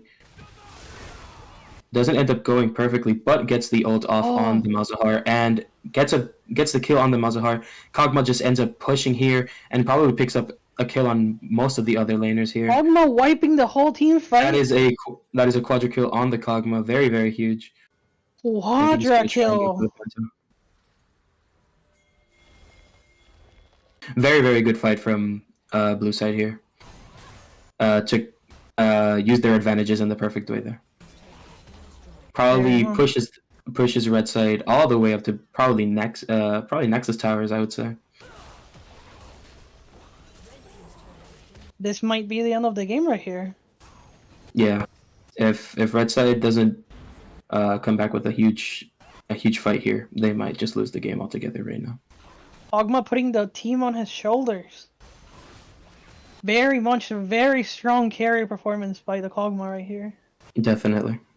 Not as much impact smart from not as much impact from Caitlyn this game. Caitlyn hasn't been able to hide her spots in the team fights. Yeah, I'd say it's been a rough matchup for Caitlyn, definitely. But right now we're seeing a 9,000 gold lead on blue side, which is an insane amount. Red side could maybe come back. I'm pretty sure the blue side probably has a lot of shutdowns to give. So if red side gets a couple picks here, they could come back, but it's looking a little difficult for them. Oh.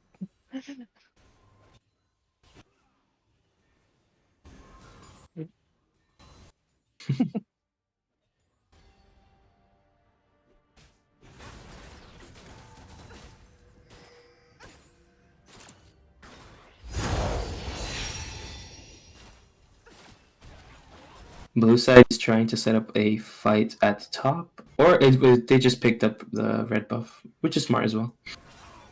Red buff on Kog'Maw is very, very strong, especially when he has all of these items already. Ooh, attempted ult on the Kog'Maw. Attempted ult on the Kog'Maw from the Sejuani ends up getting countered by Kog'Maw's QSS, which is a pretty smart buy from the Kog'Maw, seeing as how now he has 2 immunities to CC instead of the one from the Millia. Yeah, I love to see that people just realize that Kog'Maw doesn't need any more damage than he does right now. He needs to live. Yeah, definitely. You can run more utility-based items instead. Yeah. No, nobody on this team has like basically what it takes. Be a big mistake by Kog'Maw. Not to go. Seems like blue side is setting up for this dragon fight, and I'm pretty sure red side has to fight this, or else I'm pretty sure they just get pub stomped by the dragon buff.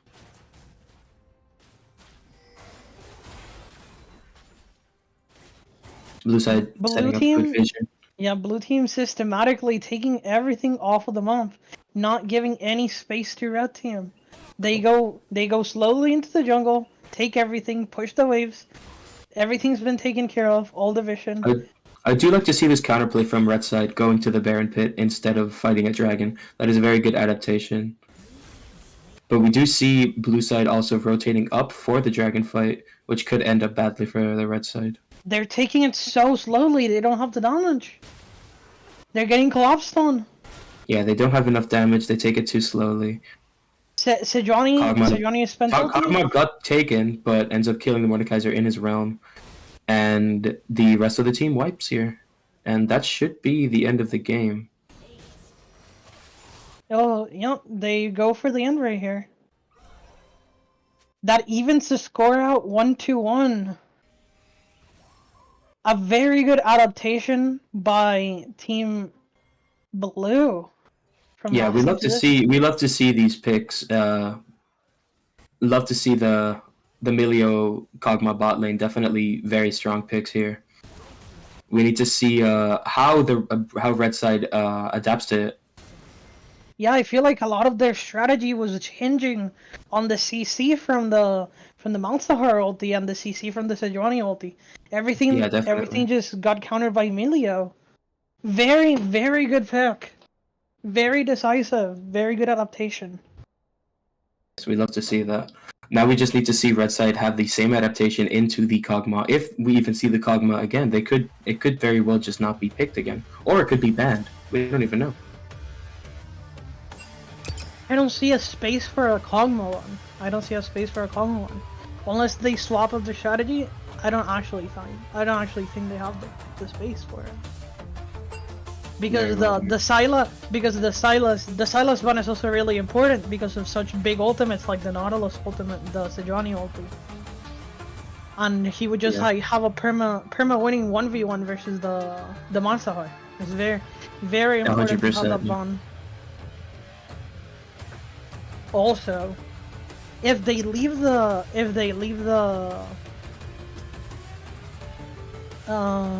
Sylas open, and they ban the Kog'Maw, they probably go back to playing the thing they were playing before, which is like the Sylas players ghost mid, and then they play Caitlyn bot, so it wouldn't even matter. They're in a tough spot. Yeah, definitely. Let's see what adaptation Uprm team brings to the next game.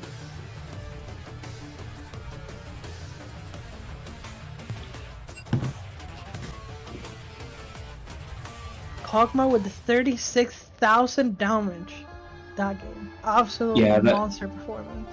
Kog'Maw did very, very well that game. I'm surprised to see it, as I feel like I don't see Kog'Maw as much as I would like to see him. But if paired up with the red support, he can do a lot of damage. Very much, very much. The Serath pick didn't actually end up having any impact this game. I was very scared for the Serath trying to one-shot their lock line. Didn't actually come. Yeah, same. But yeah, it seemed like most of they just funneled all the gold possible to the Kog'Maw, and ended up paying off for them. So hopefully we see something change in this game plan for UPRM. Maybe I would like to see an adaptation, maybe out of the jungler. Sejuani's been pretty good. Sejuani's been pretty good, but Sejuani shines when she has melee solo lane. I was thinking maybe we can see an assassin jungle, maybe like an Elise or something, if the pick is obviously something that they play. So that if bot laner does end up getting ahead, they could go for some strong heavy tower dives or just strong ganks in general to pick up these kills. Yeah, I feel the jungler is playing very, very safe. Sejuani's a very, very safe jungler. I would like to see a little bit more carry potential in the jungle, perhaps. Like this, the same thing that we have with the Jarvan. Most of the pressure in the game is on the Jarvan. And maybe take a Jarvan one. I don't know. I am wondering if we're gonna see the Kai'Sa pick again. Very much true. I feel like Kai'Sa is probably a better matchup into the Rek'Sai, or not the Rek'Sai, into the Kog'Maw than Caitlyn was. Yeah, Caitlyn is a really good pick. I feel like Caitlyn is really good on the meta, but it's like so restricting to have their best player on Caitlyn. It's like not like putting shackles on him or anything, but like slowing him down a little bit and forcing him to play a certain way instead of giving him the liberty that he had when he was playing Kai'Sa. Yeah, in a character like that, you need to be very, very safe, and you need to play into your team when Kai'Sa can just probably go in most of these situations and have enough damage to pull off at least a couple picks for the rest of the team to go in. Or like last game, Kai'Sa could just end up living for as long as she did and just cements the fight altogether. So maybe we'll see another Kai'Sa pick here. Maybe even a Tristana pick. Their PR Smoker really needs to be on a pick with agency and a pick that can do things on his own. Yeah, definitely. Maybe even an Ezreal wouldn't be bad. No, that's true. Ezreal has a lot of escape and a lot of mobility, which helps with those tight situations where they get cut off, not having to spend flash and having flash as your only mobility. besides maybe Gale Force. She also failed a couple of the really important net. When you shoot the net backwards with Caitlyn, you can get a little bit of dash. She actually missed a couple of them, ended up costing them the game. Very tight margin. Very unfortunate.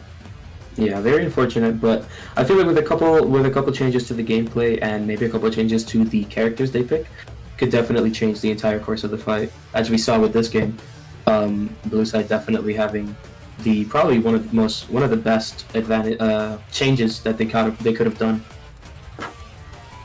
I would like to see Wiki since he's already playing a supportive mid laner, something a little bit more front line, a little bit maybe like a Galio, maybe like a Silas himself, like a Silas, something along those lines could also be pretty good.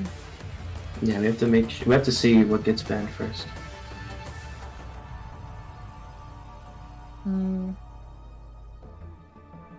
Top lane's been very much a non-factor these games. Everybody's I'm guessing the top laners probably want to have their impact this game.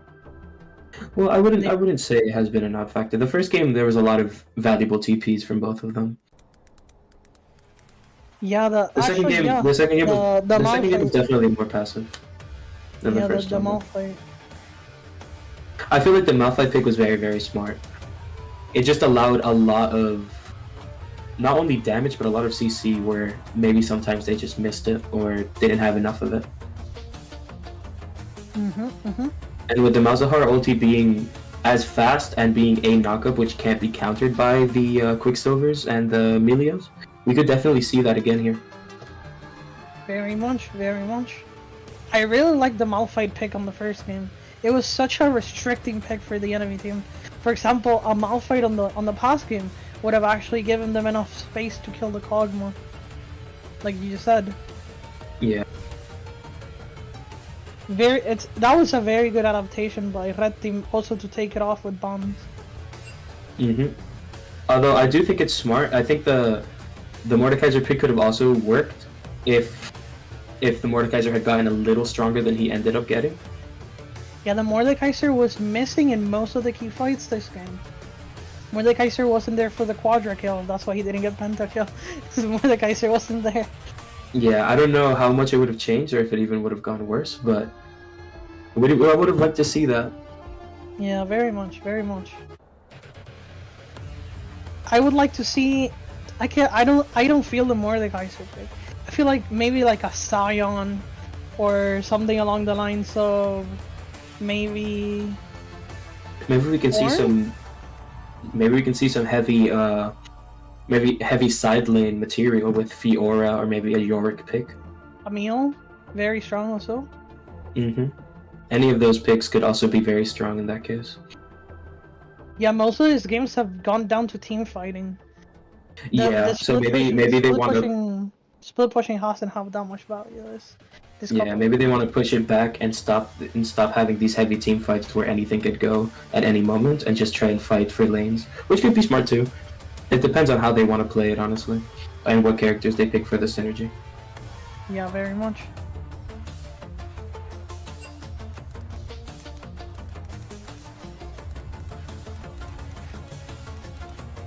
We will be getting into the game short. I believe the teams are getting ready to pick and ban. Shouldn't be any more than a couple minutes.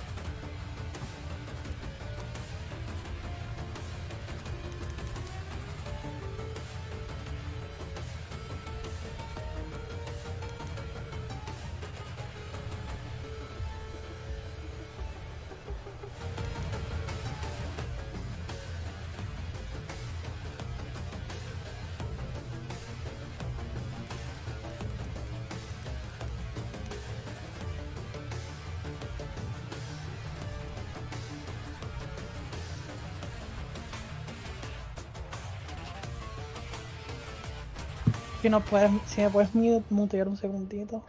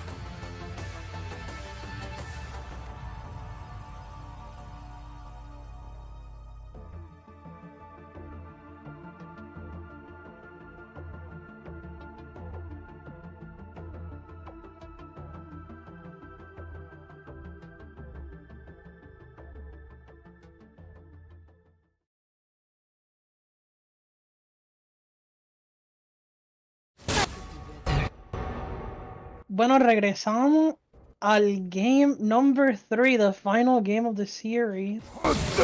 The UPR versus Huntingdon.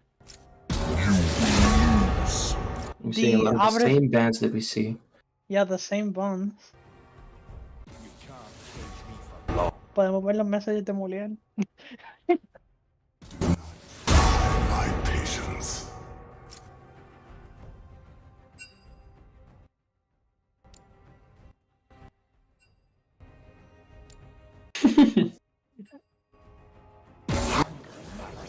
Vemos un Kog'Maw ban as an adaptation, replacing the the Darius ban. Insta-pick the Darius. We see the quick pick for the Darius, which is, I guess, a good start. I don't know how good the Darius is going to be in this matchup, but could be very menacing. Darius can get a very strong lead. The Darius gets answered by Mordekaiser again, and we continue to see the Sejuani pick. And the Jarvan 4. See the Xerath pick again. Yeah, I think Red Team found what they wanted to do. They found what.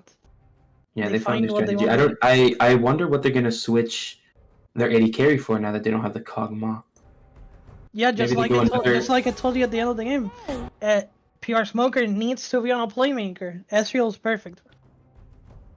We could see a Jinx pick from Huntingdon here with another hyper carry, strong hyper carry, another maybe Tristana. I feel Jinx also- would fit the role of a Kog'Maw pretty well. Yeah, I think that's definitely their probably next strongest pick, but we'll see. Maybe they're not comfortable playing Jinx. Yeah, Jimmy Jinx Ban hasn't as been well. that prevalent recently. Jinx fell off of the meta a lot after the last couple of months. Mm. We see a Seraphine pick. We don't know if that's mid or support yet. And we see a Victor pick. Victor pick in the bot lane or mid lane. Maybe it's Xerath. Yeah, it could be Serath mid or Serath ADC. Leona We see Leona instead for of the support. Nautilus this time. So it's I actually definitely like the Leona a lot Seraphine. more. I actually like the Leona a lot more than I do the Nautilus. Yeah, I think Leona has a little bit more of reactability because she doesn't necessarily have to land everything, and she doesn't have to worry about minions as much as Nautilus does. Yeah, exactly. It's like since Nautilus can't really ignore who's in front of it. Nautilus has to hit the Exactly. first person in front. Leona can go straight into the back line without worrying who's in front of her.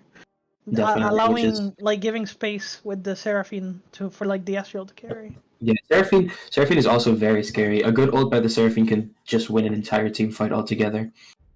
I do feel the same problem they've had this whole series. They're dangerously low on damage. They're Yeah, pretty they were low on relying a damage. lot on the heavy CC for the Ezreal to just pick up the kills, which last game did not end up going so well, but they did not pick Melia this time. So that is one level of counter to the CC that we don't see. I don't actually like the Victor either. The Victor, instead of a Serath or like a hyper carry, it does not allow them to melt through the tanks. Yeah, I think you need something to kill the Sejuani, something to kill Leona. I don't think seems Victor like- is that thing. it seems like if the Darius does not get an early lead here, Sejuani could opt to stack MR, and then the Victor and Xerath will have a very, very hard time killing the Sejuani. Very much, very much. Same as Mordekaiser, but I'm guessing the Mordekaiser is going to go more for a Bruiser build. So, not as Yeah, much. Mordekaiser's job is the same as last game. He has to ulti the Jarvan. That's Mordekaiser's job should be to ulti the Jarvan. Should be looking on openings to ulti him. Yeah, we Sadly, didn't he see it didn't much get any last openings game. last game. Yeah. Yeah, we didn't see it much last game, but I'm sure some adaptation is going to happen, and we'll see it more this game. I'm excited about the Seraphine pick, though. I think it's a pretty good pick into the Xerath, with a lot of pretty decent sustain in lane as well. I feel that if Ezreal, I actually like the Nami pick as well. Nami has like a really good counter ultimate for Seraphine. Seraphine ulti, Nami ulti. Yeah, They it's both basically do the battle. same thing. Nami's ult actually has less chances to fail than Seraphine does because it is slightly bigger. Mm-hmm. Don't know how much of a difference it'll make, but it could be definitely something that changes the game. I really like the Nami ulti here. Nami ulti is their key to victory. If they actually manage to CC the Astral in the back line with a Nami, Yeah. with a well placed Nami ulti, it can be like followed up by Serath With ulti Jarvan. and Jarvan. Maybe even Darius if he somehow enters the backline. Yeah, the Nami's been on point with their warding. If Nami manages to place a good TP ward for Darius, very We've hard seen to play. very good vision for both teams here. We have a very wide view of the map in both teams. So it's just a term of who can get first hits and who can just play the late game. I honestly think I completely agree. maybe Huntington's side is a little stronger late game because of the Victor pick. But we can't say anything about Ezreal because Ezreal is also very strong late game, so it'll depend all on that. Yeah, I think the fights are mostly gonna be decided by who gets engaged on. If Ezreal gets engaged on, like the fight's difficult for Red, or if Serath or Victor get engaged on by Leona first, it's also gonna be like difficult for blue side. For Huntingdon.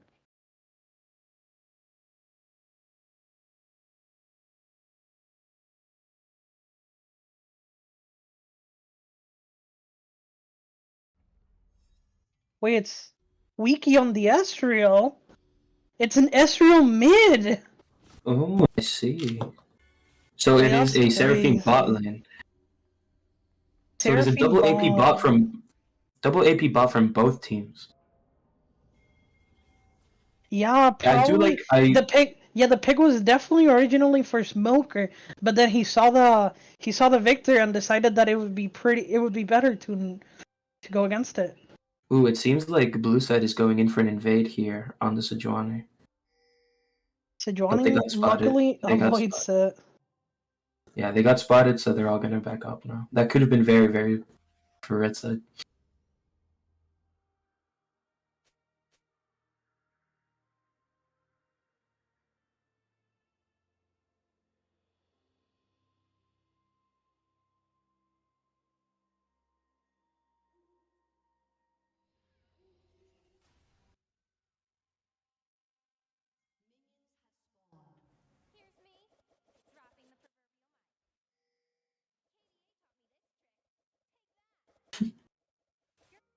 They had a little Disculpen los pequeños technical issues, parece que el juego no se estaba viendo.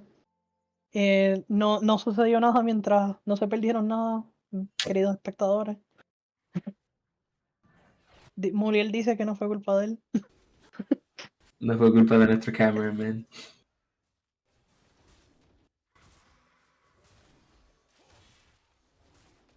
Yo creo que I do like the Ezreal pick a lot for the mid. It applies a lot of pressure on the Xerath. It could be very scary for him.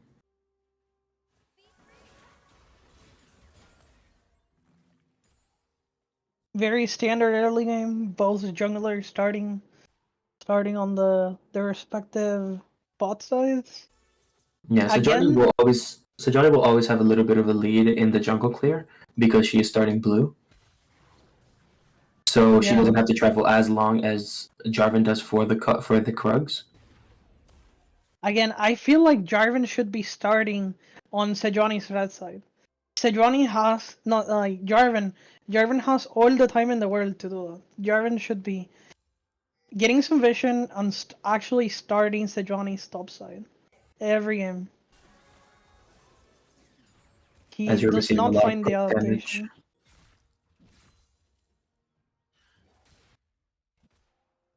Mordekaiser getting zoned out by Darius. Just like the bot lane is also getting zoned out. We see the Seraphine take a lot of damage for that cannon. Hopefully it's worth it. Leona almost killed herself going on an engage. Not a very healthy clear from the Sejuani, but she should gain it all back with the red buff. Darius fighting the top laner?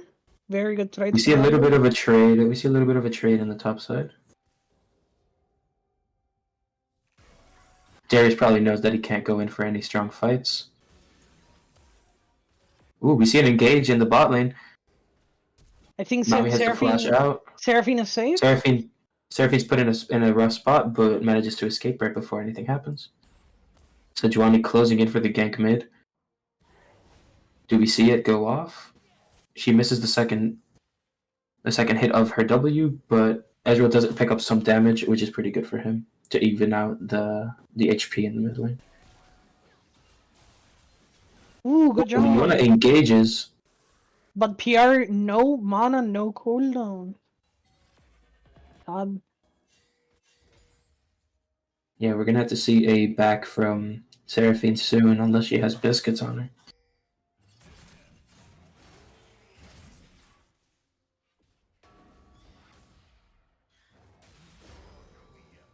Yeah, as we see, our Mordekaiser's taking a lot of damage top lane.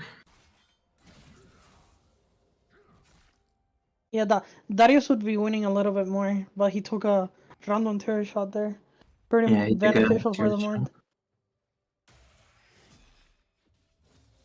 Ooh, another turret shot there for Mord. Yeah. That evens out basically all HP. Yeah, Sejuani should be coming up here soon. I feel like they definitely should be waiting for a level 6 fight here. Whoever gets level 6 first should try and engage, especially if it's the Mordekaiser. Darius knows, so I think he's getting back here. He also has no mana, so he needs to back. Yeah, Darius wisely backing off there, knowing that the threat of a Sejuani gank is real. I feel like Mordekaiser should have maybe pushed in this wave a little more, seeing as he has the TP lead, but... Although it is relatively even, like the kills haven't gone anywhere, but through laning advantages on its own, they've gained a 400 gold advantage. Blue side has one. Just through better CSing, better lane control. Yeah, we need to see some proactive plays. We see Sejuani slowly going up to the Xerath. Xerath has to waste his flash, which is very, very good on a mobility less mage. Against the Ezreal, who has a ton of it, won't be able to escape from it anymore. Mordekaiser here with ult. I don't know if he's going to try and go for the fight against the Darius. Good poke from our bot lane.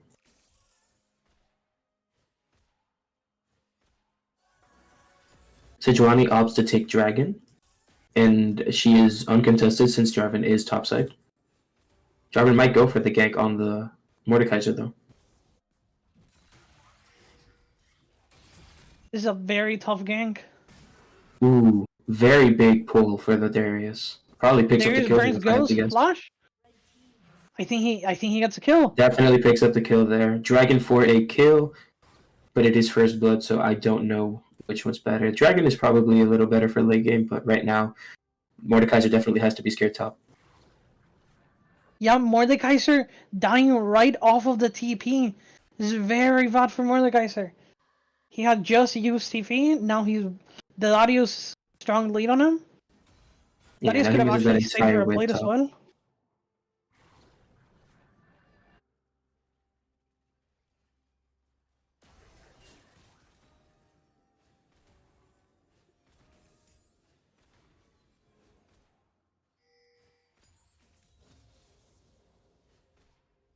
Currently, everything's equalized. Not equalized. We've gone back to just farming for now. An engage from the Leona, but on the Nami, but Jarvan counter Jarvan. ganks, and I think that might be a kill for the blue side here. Ooh, but Sejuani picks up the counter gank. Doesn't get anything out of it though, sadly, because we do also see the Xerath ult. So all in all, a positive trade for blue side here.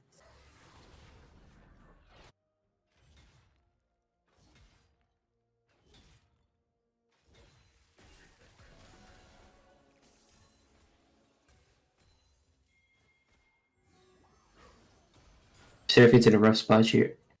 In a rough spot here. He can't really back. and he has no mana, so it's going to be hard to get these minions under the tower. Very rough start for red team. Their team has definitely the capability of scaling, so nothing too major yet. No major advantages have gone, like decisive advantages have been generated by blue team, thankfully, for red team. I'm pretty sure we see a Bramble Vest pickup for the Mordekaiser here. Oh An no, Oblivion he did Orb. Oblivion Orb instead. I'm not sure. I think I would have preferred to go the Bramble Vest for the extra armor. But, ooh, they tower dive the Seraphine and both of them live. That is very big pickup for your Leona Victor. gets the kill on the Darius. Very That is a unfortunate lot of from gold going very onto a kick that's unfortunate. not very reliant on the gold. But a kill is a kill nonetheless, and they also pick up Rift Herald from this, which is also nice. Yeah, this Mordekaiser needs everything he can get, or else he's gonna start getting rolled by the Darius. Mm-hmm. Definitely correct resource management from red team. Victor has bought a Leandries already. That means he's going to do a lot of damage with his poke now, considering it's going to burn a lot more. Yeah, and now he doesn't need to worry as much about not having an ADC. Mm-hmm. Because he goes that into maybe a demonic embrace. He starts actually doing a lot of damage to the tanks. Actually bridges the gap of not having an ADC. Definitely.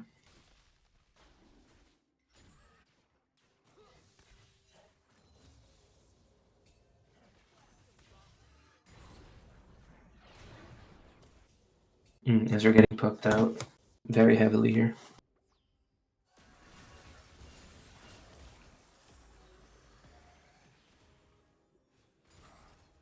Leona being very underleveled for this fight in the bot lane. Not even having her ult up yet.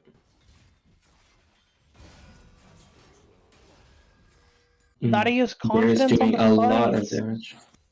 Very doing confident. a lot of damage to the Mordekaiser here. Very spooky for the Mordekaiser. Ooh, the flash engage by the Xerath, nearly picking up the kill, but very slightly missing it.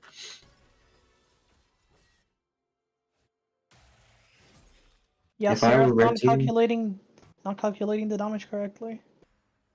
That might be a kill for ooh, narrowly escapes it, spending both of their ultimates in the process. Leona finally gets her level 6 after some time. Maybe she can do something with it soon into this fight that's coming up. Darius does pick up a lot of plates here. Sejuani getting picked out. That is most of her HP. We see a flash from both teams. Sejuani gets picked off. We see a kill on return. We see a return kill from the Ezreal to the Jarvan. Hopefully we see the hook on the Nami. Never mind, doesn't matter. Kill. Jarvan is Victor's in a very bad spot here, getting chased down probably by both teams. I think Victor can get away. No, Victor decided to back there. Victor should have tried to back. I would be very careful if I was this Leona. Massive team fight for red team. Very big kill for the Seraphine. Shutdown on the Seraphine. Maybe we would have liked to see that on Ezreal a little bit more, but Seraphine is very strong as well. No, Ezreal got the first 2 kills. It's fine. It's fine. Oh, okay. Yeah. This brings back the game to an even state. I feel like the even state, if an even state of the game actually benefits the red side. Whoa, Seraphine gets picked off here and probably ends up losing it. Yeah. I'm pretty sure that was a Victor TP. Yeah, it was. Darius narrowly not killing the Mordekaiser because his ultimate was 20 seconds on cooldown. He would have waited a little bit more. I think this fight of dragon is not even going to be a fight. I think they're just going to let the dragon go, which would be the smartest play here for red side. Sejuani after putting seeing down the this Rift card. Herald. Sejuani putting down the Rift Herald probably because he Ooh, was it might not about even to get to expire. attack, which is very, very bad. It Mm. didn't. And blue side gets their dragon. Do they get a pick on this Leona as well? Ooh, Jarvan going very deep for the Leona. Oh, it doesn't end up mattering though.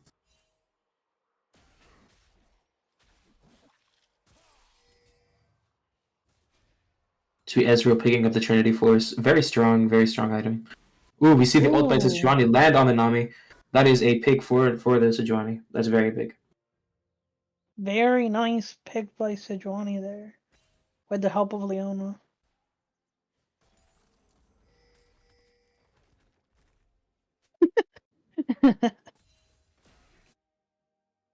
Muriel celebrating on the scoreboard.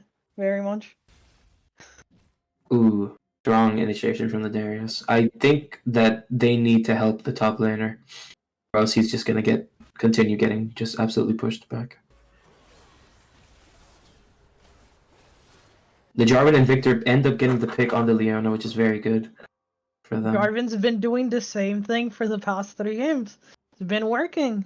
Just he's done only one thing: go in, ulti the ADC. Go in, ulti the ADC.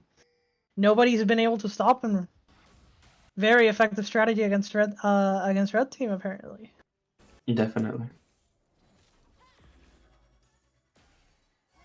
Now Seraphine has no ulti, opens up the probability of another tower dive by Victor.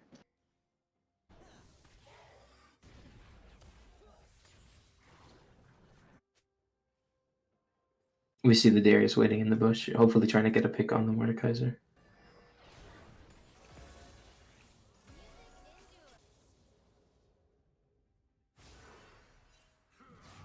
Darius popping ghost.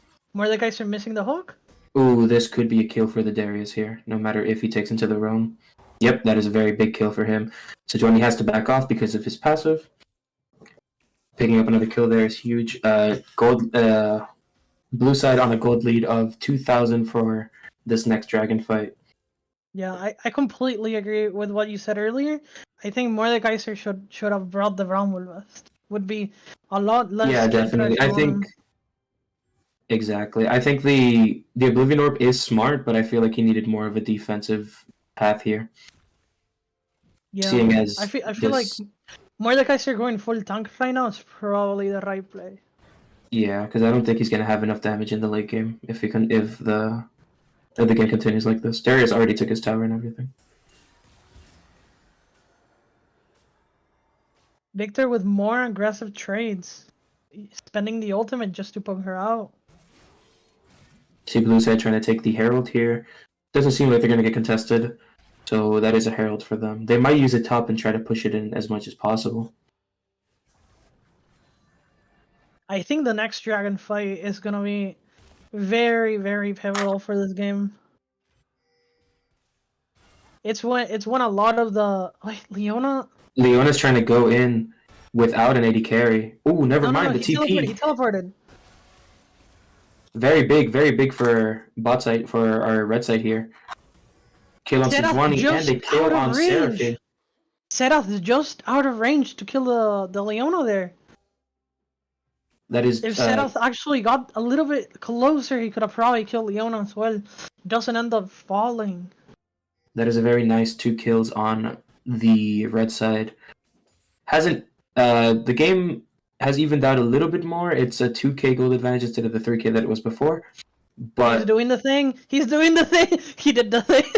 Jarvan ends up probably maybe getting a 2k here. No, Leona has to waste flash though. That's pretty big for them. Jarvan with the patented strategy.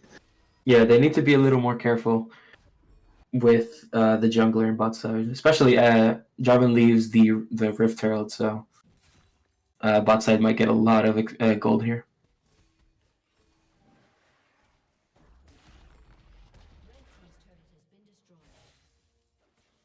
Yeah, with that, what seemed to be a pretty evened out bot lane is once again in favor of the blue team. Now Ezreal on the top spot. Darius pushes in this lane, so now Ezreal gets ganked from behind, as the Mordekaiser can't really do much to overextend here. Darius gets another kill, and I would be very scared of the Darius if I was red team. You guys need to stop them before he ends up pushing all the way to base.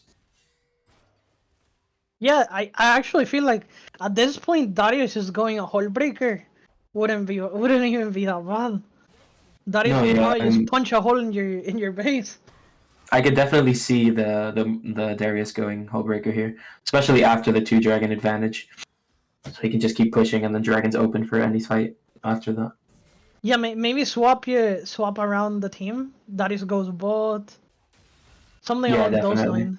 Although it seems like they're gonna get a pick on Darius here.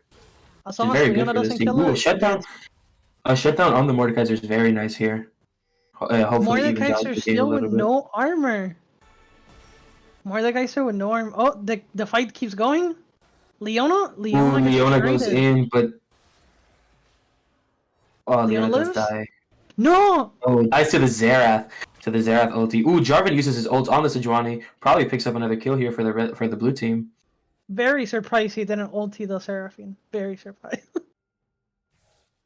Now we see blue team with a 4.5 gold advantage. 4.5k gold advantage. It's pretty substantial. Red side needs to kill some of these get some of these shutdowns before. What? Oh my god. Oh my god. Insane prediction! Xerath predicts the Ezreal's E and lands his stun. Just insane play by the Xerath. Wow. Serath with the 5-head play. Either that or luck, but let's say it was 5-head. Give him credit. Let's give him credit. Very nice play. Very nice find by blue team. Darius Giving winning them in the more corner, trying to space on get the a pick. map. Seraphine actually standing on a ward there. Darius trying to go in for this fight. He might get the pick on the Sejuani.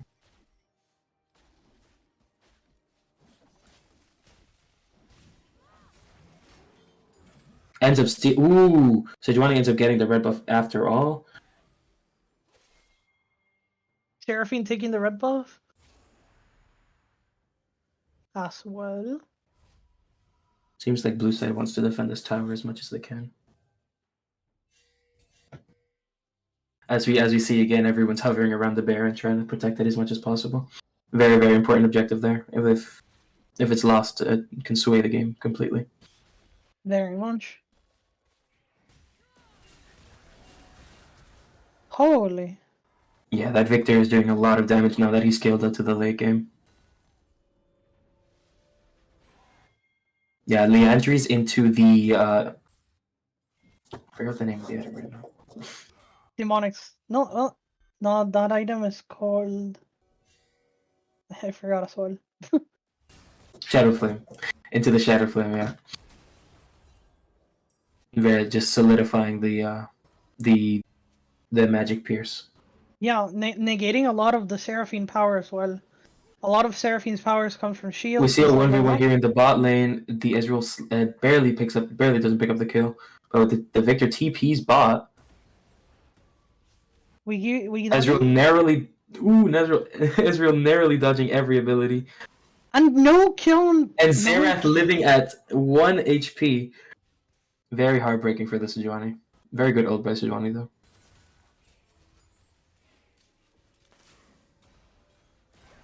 You can see Darius congratulating his teammate with a couple of Seraph's lives in the chat. Blue team really happy with the Seraph actually living there. Yeah, and if I was red team, I'd be a little careful with the top lane right now, seeing as Darius is probably going to pick up another kill on the Mordekaiser here. They don't, but they do end up getting a pick on the Sejuani.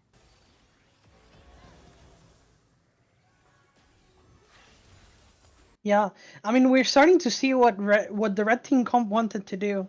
They are pretty hard to kill, even though blue team is really far ahead and really far ahead and fed.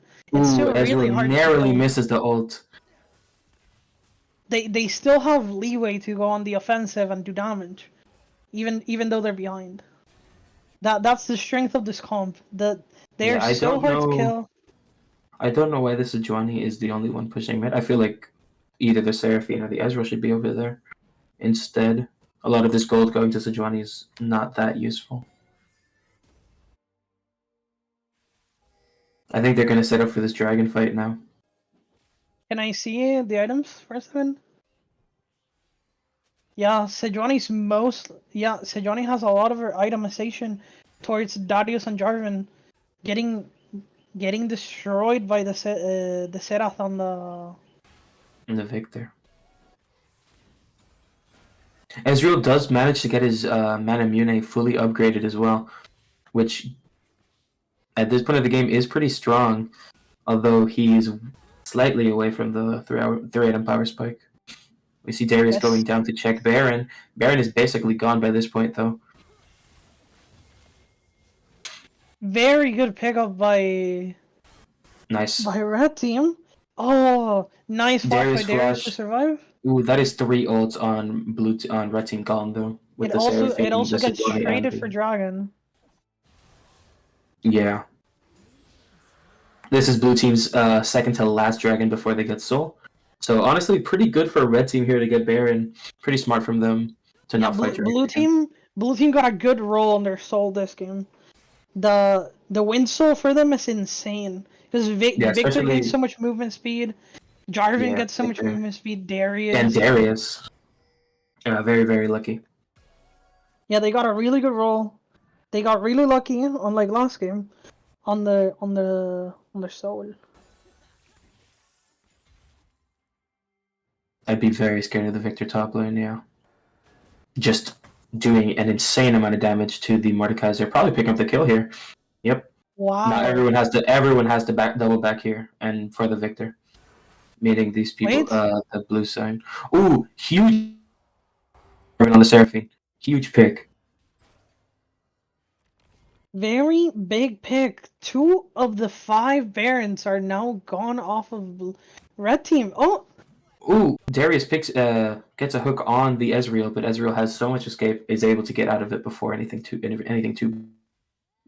I think there's a possibility of a full tower dive here.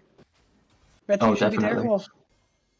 Okay, no. But blue team starts backing away. Doesn't want to push their welcome. They got a lot of things. Yeah, the Baron minions are very strong for them. But Leona's the only one mid, meaning Xerath can probably get this tower for free. Leona's not been too good on her ultis this game. Leona not managing to fight the pivot ultis, the game winning. We see a tower dive by blue team here on the Ezreal, and they do pick up the kill. Victor picks up the kill. And we see a Mordekaiser ult to the Nami. Nami doing her best dodge, but she will die in the end. But she does die anyways. Seraphine ends up getting the kill. I don't know how great that is. Mordekaiser TP?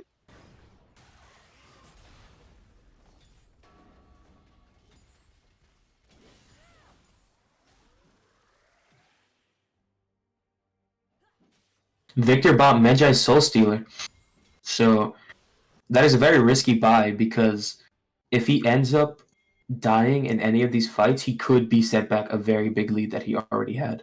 Yeah, this is Victor saying, try to come get me. This is Victor taunting their team into basically saying, I am the carry.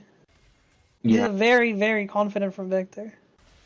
Very scary situation to be in for both teams. If Victor loses, that could be set back enough to maybe lose the game. Don't know how that's going to end up. Or if Red Team can't pick up the kill on the Victor, it could be a very big snowball from there on. Mm-hmm.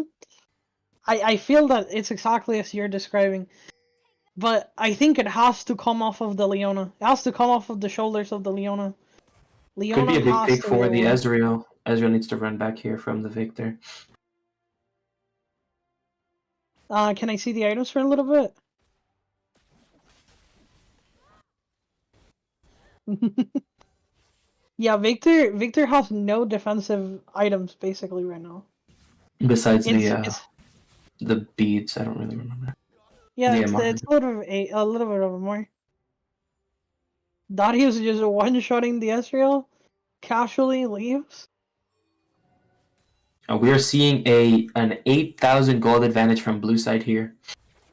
Could be very hard for red side to pick up some of this much needed gold that they need, Yeah, especially when they're getting invaded. yeah. But again, all of this advantage, all of the gold is on Victor. Yeah, A lot of this advantage is on Victor. Somebody they can one-shot. The other half of this advantage is on Darius. That's a little bit harder of a target.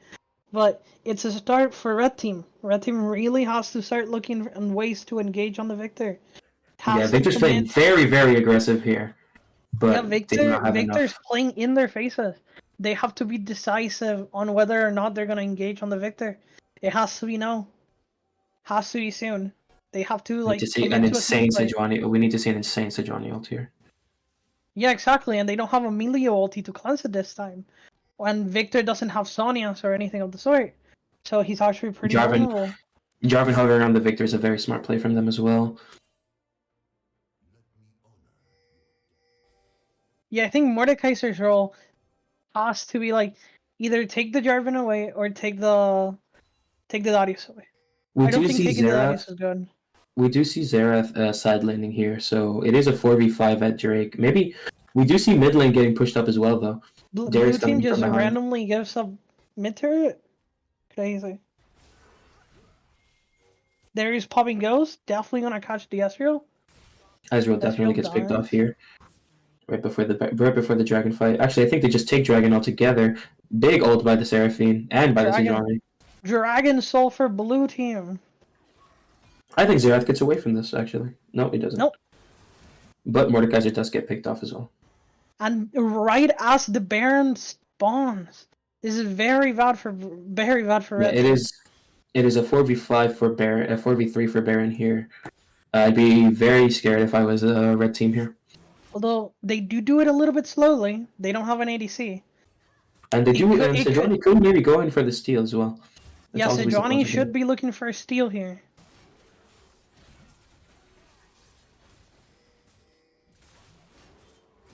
Can I see the inventories for a little second? Yeah, Leona has both control words available. Leona drops one down. Sejuani going in. Steal! He does not get the Steal steal. for Sejuani.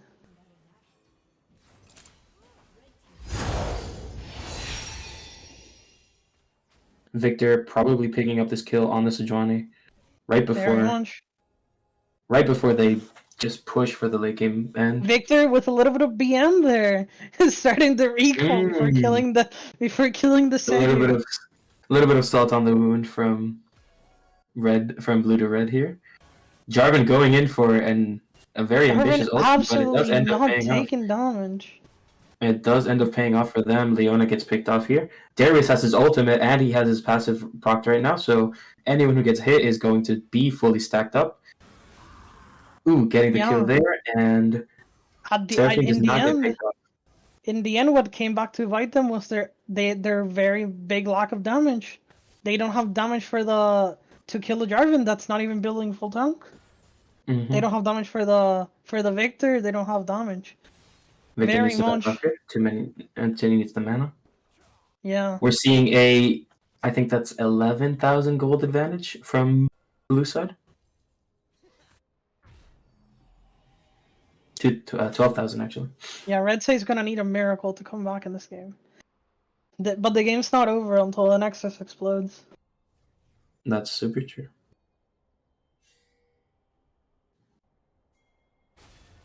And you'll need to be very careful it doesn't get picked off here. Mordekaiser's also back. Yeah, everybody's getting ready for one final push. See whether red team can hold on. Xerath resets for the final fight. Oh, he does have TP though. Xerath TP, yeah. Doesn't use it. He doesn't even feel the need to use it yet.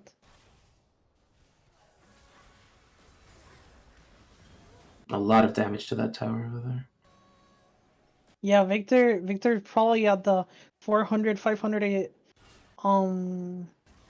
AP range right now. One shot immediately. Oof. and doing a ton of damage to these people.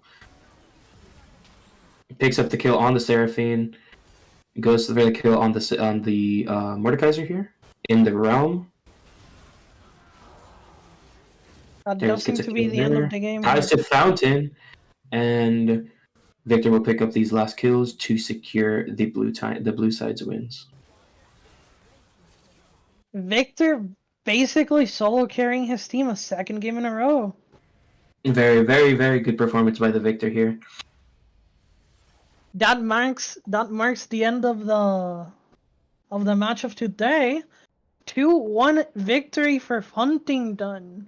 Congratulations on the victory.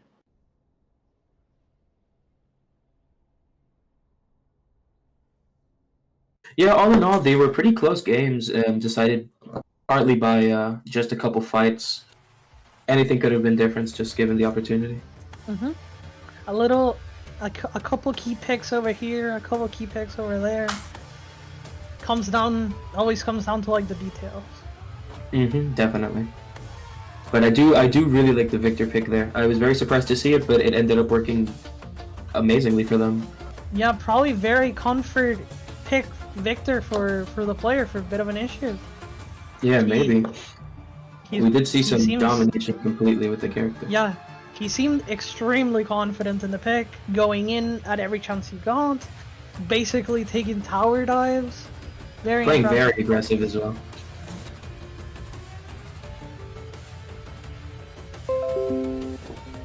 I do like that both teams switched it up at the end. Yeah, everybody was trying to do their last minute adaptation. Yeah.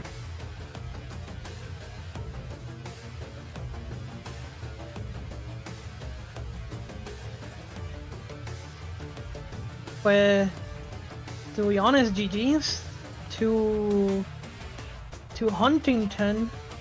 That'll be basically the closing of today's stream. I don't know when the next game is. Well, thank you for listening to the stream. Thank you. I don't know, Whiskey wants to say some final remarks. Yeah, very good game from both teams. I'm excited to see their next appearances. Hopefully they can do as well as we saw here. And yeah, get ready for the next games. Very much, very much. Goodbye.